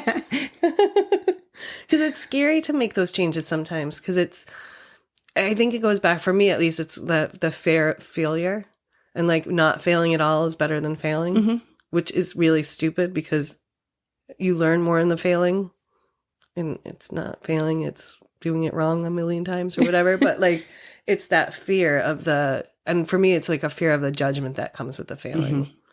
Or like well, why do you even think that you are worth that? Like, and that's like, oh, I know my issues. But it's also like fixing them has been a long, hard road. And and healing is hard. It is very hard. And super lonely. But totally worth it. I agree 100% with that. Yeah. Yeah. And I think knowing, so there's like plateaus, right? Like you've done a bunch of healing on something, and it's okay to be like, I need that to just settle in some. Like I don't need to keep pushing this right now. Because you can really become overwhelmed unless you don't have any choice in it, because sometimes that happens. I feel like the last couple of years for me that I didn't have there was internal shifting that I'm like, I don't know that I can recall experienced anything like this before, where you're just healing. And it was a very lonely place to be. That's one of the reasons why I wanted to start this, is because I've been through so much crap, and just like everybody, but like some people are like, no, that's a lot of crap. And I've had like a lot of health issues and things. And then I'm on my own a lot for it, because the people who love me haven't had the capacity to show up in ways that meant something to me. And not that they weren't trying, but it's like my needs and their ability just never meshed well, which causes some like frictions and resentments that I don't want to have. And it's learning that it's okay to have those. It's okay to be disappointed that someone couldn't show up in a meaningful way for me, and to know that they still love me. They still want to be there. They still support me. It just looks different. So a lot of it was like, I don't know where to go with any of this, because I know that they're not capable of it. So how do I then, and then it's like, well, now I can't go to anyone with anything because I'm too much for it's like that kind of back and forth and pull. And it's been so lonely at times. But now that I'm on the other side of it, I'm like, it's so much worth. Like it was worth all the bad parts and all the dark parts and all the parts where I was like, maybe this should just be the end or whatever. It was like, no, because it will get better. And for whatever reason, I always had that little thing was like, it will get better if I just keep doing the work. And like, I will be better and I will be happier and my life will be more fulfilling. But I don't know where that came from. Like, other than it's just innate in me to be a survivor and to want to make things better. And like, I like to leave things as better than I found them if I can. Like, my thought is never to leave something in a worse shape. And I think that for whatever reason has carried me through all of those times that was like really dark and dire. I think that's a really great guiding kind of thought process or mindset to have. Yeah. And it's just like, well, the alternative is just to be dead. Like, and that's not a viable option. Like, I've lost too many people, and I know, like, and I hope there's somewhere else in the world. Like, and I have that feeling of like things kind of come back around, but it's also like, I'm here for a reason. And if none of the accidents have killed me this far, like, there must be some kind of reason. So whatever that is, I'll try to lean into it, even though I have no idea what I'm doing. But I'm like, if I can be like a soft spot for someone to come to or land, or to know like, hey, that chick had a fucked up life too and got through it, or this happened. Or like talking to someone like you who's had a bunch of different life experiences, and to say like, how did it help shape you? Like what, like that to me is like the kind of gift I can give back. Yeah, I love that. And just remind people like, yeah, it sucks and it's lonely. Because I think sometimes that's the part we don't talk about, is the loneliness of healing. And like it's just sometimes the bleakness of it. Yeah. I think I wanted to ask you when you were talking, so I asked this question a lot, like, did you ask specifically for what would make you feel supported and loved during your... I think I tried at some points, but at times I think I was so in it that I couldn't have asked for help. And then so I was over medicated for a long time, and I thought I had done all the things to make sure, because I come from a long line of addicts. I was on fentanyl for a long time, prescribed with other drugs on top of it, because my pain was so bad. My blood pressure would spike. I'd get a temperature, all because of how much pain I was in. And so I wanted to make sure I didn't get over medicated.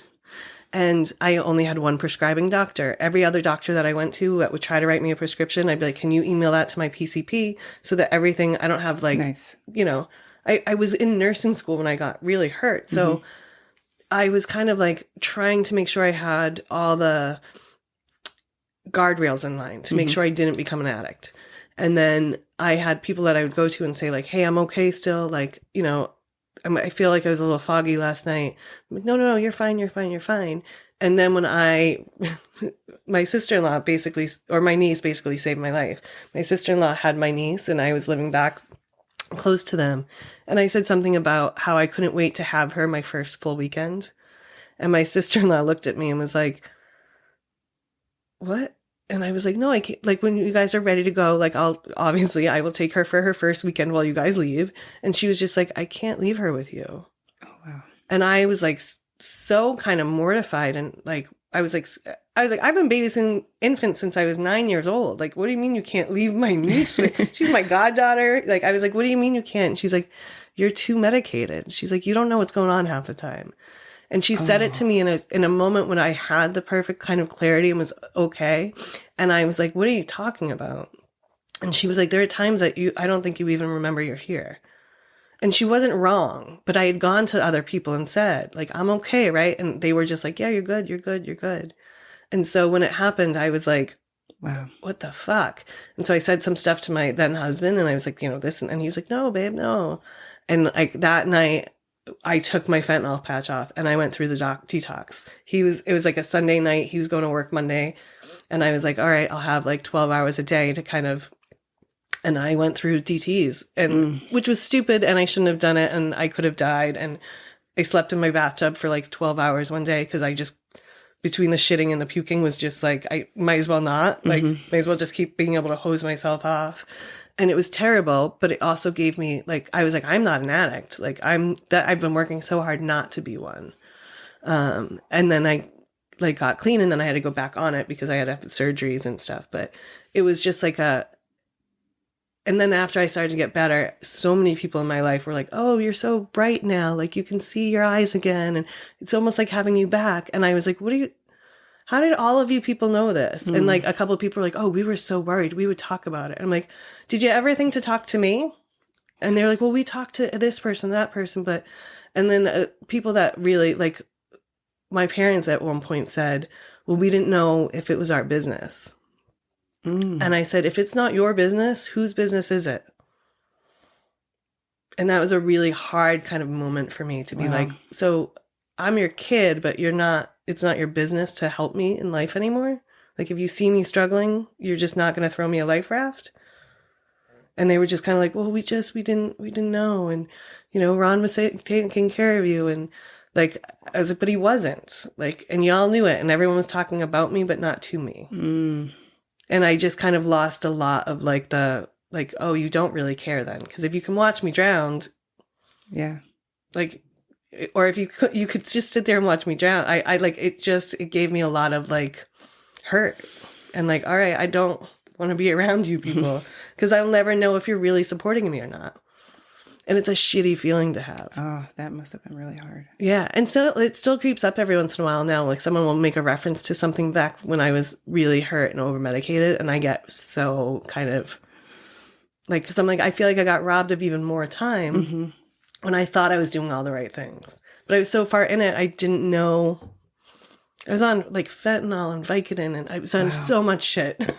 And I was still taking way less than I was prescribed.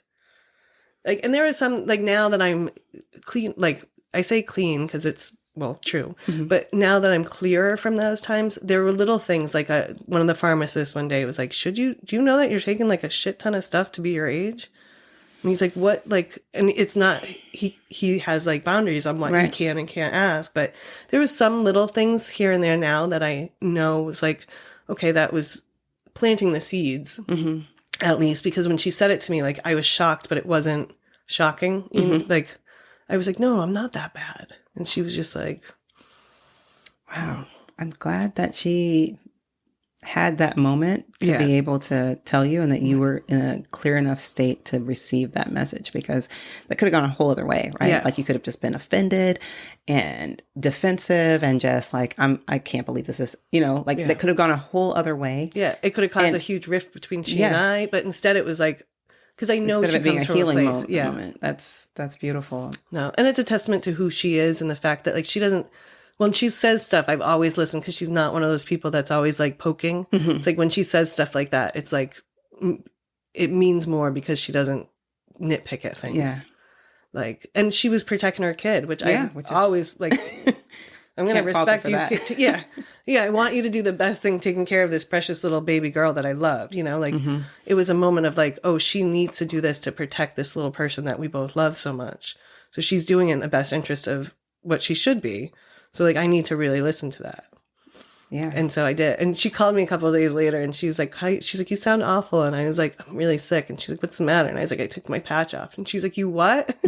And she's a nurse. And she's like, you can't just, she's like, you haven't titrated at all. I'm like, no, I'm not an addict. And she's like, it's not about being an addict. Like, she's like, you gotta get that out of your brain. She's like, you can't just detox. And I was like, well, I'm 4 days in now. So I'm like riding it out. Like, and that's also not something I would admit or advise for anyone to do. Oh, no. I detoxed my brother. Alcohol was his drug of choice. And we detoxed him at home. It was stupid, but he didn't have any insurance. And That's a hard one to do. yeah, and I was about 30. I didn't have any. I did all the research I could. And I knew that, 911 would be the thing, if it gets too bad. And he definitely went through the DTs and the puking and the anger. He was yelling at me. I was the worst person in the world because I was only letting him eat like soft foods and then like soup. And all I get is this fucking soup. He was so pissed at me. And I'm like, we talked about this beforehand, but okay. I had no experience. All I knew is that he just couldn't keep going down the road that he was going. Right. The story is longer though, because he didn't stay clean after that. It took him, he's like 7 years clean now, I think. Nice. A lot of people don't get clean on their first time and then they feel like a failure, which I think is like the worst thing that you can do to someone that's an addict. If they tried and they had any amount of days clean, like rejoice in that, because I think if you can celebrate that, they'll go back to it. You know what I mean? Yeah.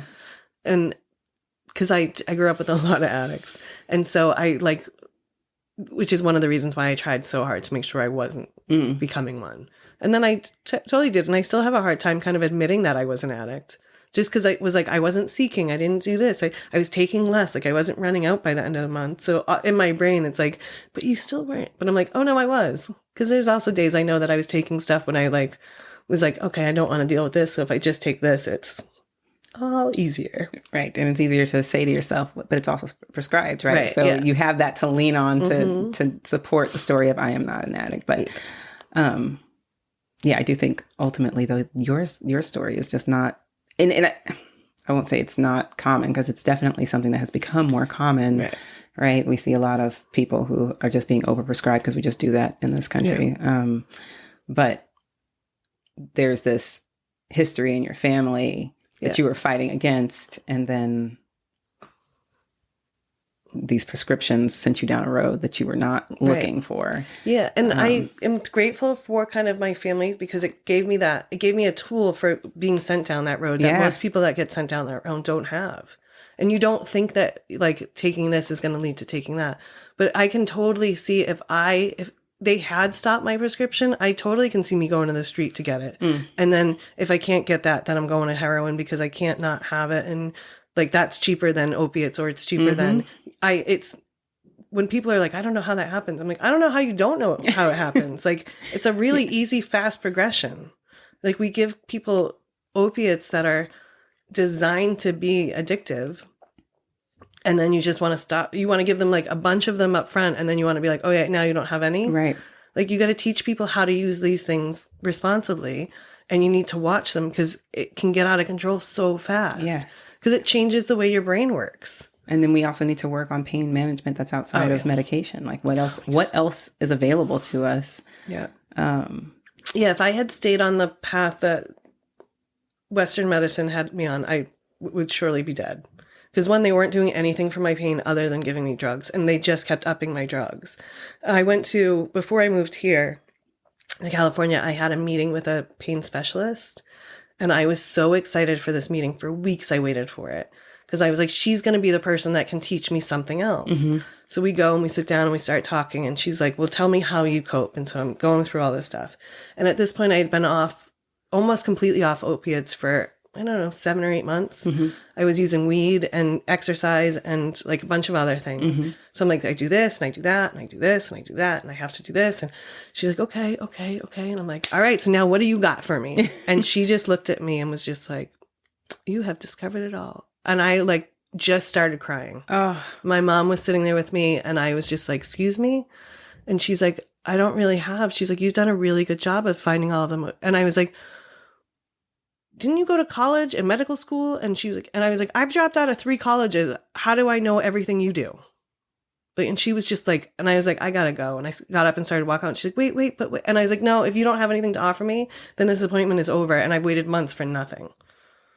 I'm like, I can't believe that you get paid all this money to tell people the things I found on the internet. Like, that's frustrating. I was just like, I was just in tears. And my mom's just looking at me like, I don't know, understand what just happened. Like, and I was just like, let's go. And then I was like, I'm leaving. I'm going to California next week. Like, I'm out. Because I was like, I can't be in the cold. It's the only other thing I can think of to help my body. And it's made a huge difference. But it's like I have like a battery of things I do almost every day to make sure that I'm upright and moving and like have learned to kind of deal with the pain. And it's you accept it or you don't kind of. And it sucks. And some days are worse than others. Like I've gotten to my pains, it's constant, but now it's at a 4 or 5 most days. Like I think even once in a while I've had a 3-day where it's like, it's almost like I don't have any pain. Yeah. But, and then there's other days where it's like a 9 and a 10 and I'm like, I can't do anything. And it sucks because it robs you of your day and can make it really hard to work every day. I'm no doctor, but I do always have to ask this question when people are in chronic pain. Do you know what your vitamin D levels are? I don't, and I need to. Get your vitamin D levels checked. And if they are not between, again, not a doctor, so if this ends up being on the recording, if it's between 50 and 70, you're good. If it's anything lower than that, you can either take it orally, but anytime we take something orally, we're fighting against it being absorbed fully because it's being broken down in our digestive system in ways that we have a hard time absorbing it.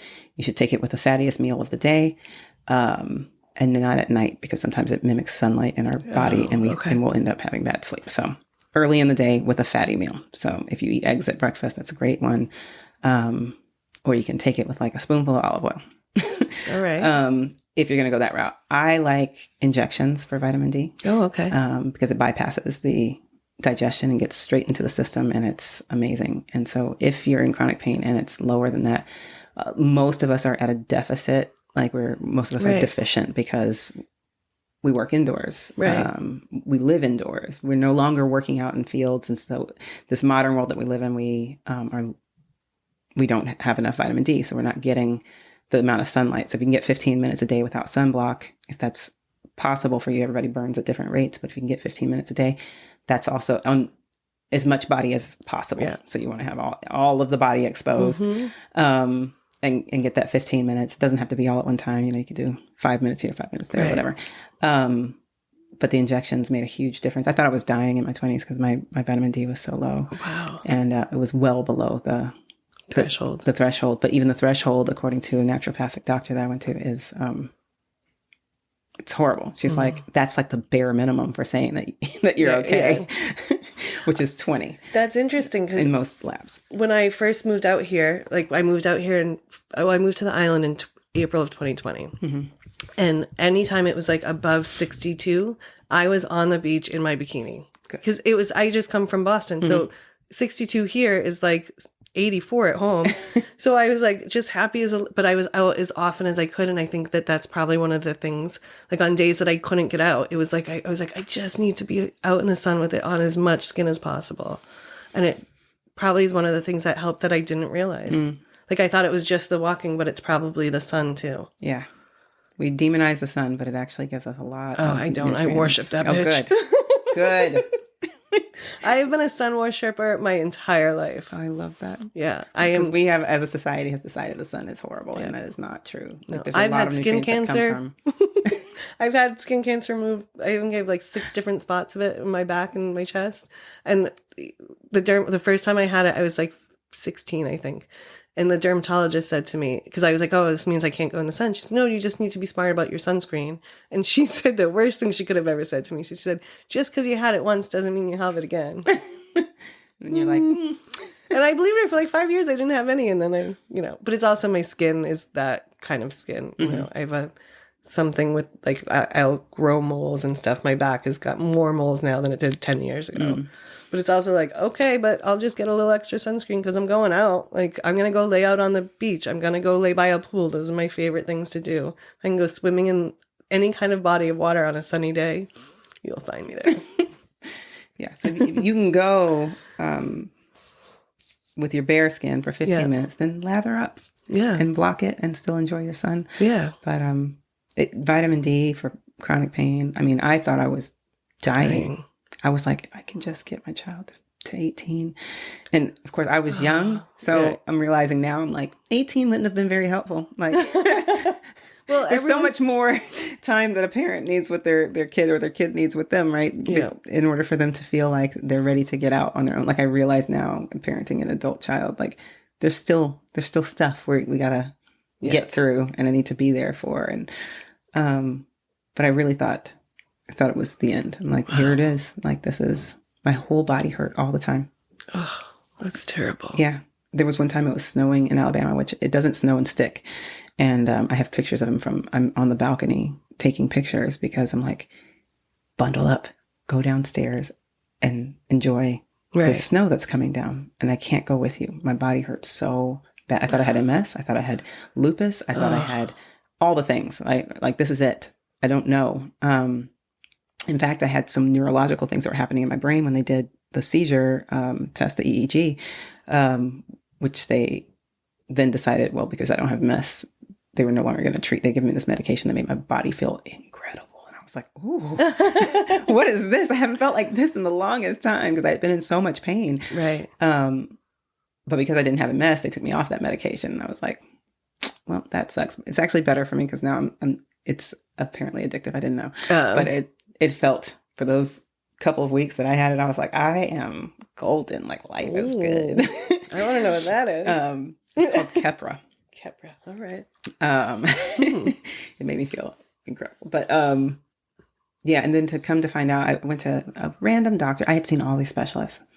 And I saw a random doctor who is he's in like an urgent care type setting. Mm-hmm. And I went in there because I was boohooing and because I was like, I'm dying. Like, I don't know what else to do. And I don't know why I went there because I'm like, I don't know what else to do. Like, there was no real reason other than for me to complain that my life sucks and that I'm dying. Right. To go into his office. And he goes, has anyone run a vitamin panel? And I was like, no. And I'm thinking, a vitamin panel? What is he talking about? And he's like, let's do a vitamin panel and just see where your levels are on that. And I was like, whatever. I've been to neurologists, psychologists, the gamut, like all the different doctors. And he runs it and he comes back and he's like, your vitamin D levels are really low and it's going to take a while for them to come back up. And he's like, so the depression, all of the stuff that you're experiencing is all related. Yeah. Wow. And that you will feel better over time. And we were only able to get my levels back up to that baseline amount. And then last year I went down the rabbit hole of how do I get it from baseline to optimal? Right. And that's when I went and started getting injections and got them once a week, the high volume amount, and was able to move for the first time into my 30s on the scale. Wow. So I'm still working to get it up to 50. I haven't had it retested, but yeah, it made a huge difference. So even that gave me far more energy. I started feeling like I can do a lot more physically.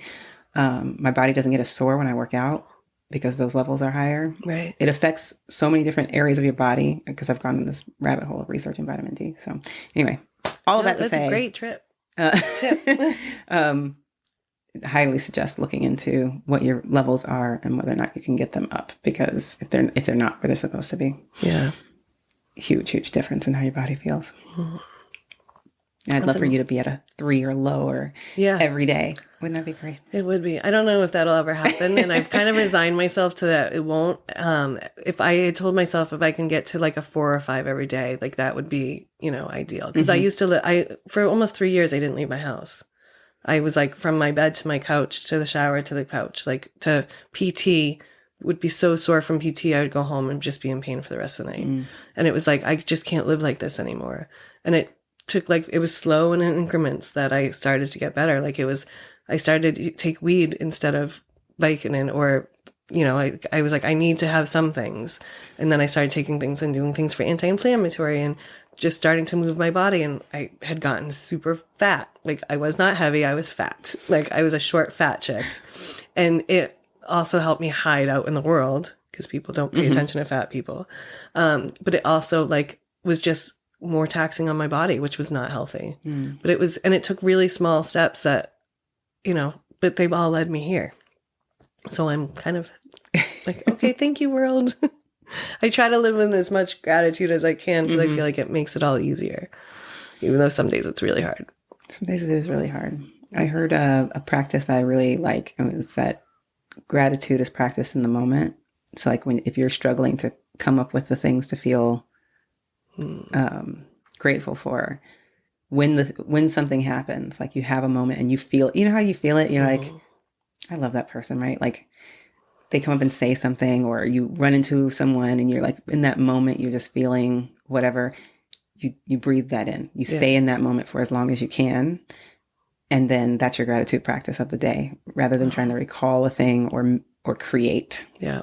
I like that gratitude. Yeah, I do too. It has helped a lot because I used to be like, I'd make these lists and I'm like, it's the same old thing, because I couldn't come up with something new.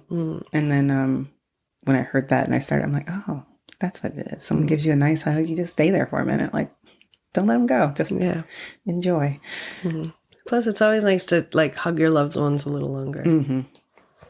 All right. Well, I think we should probably go do that.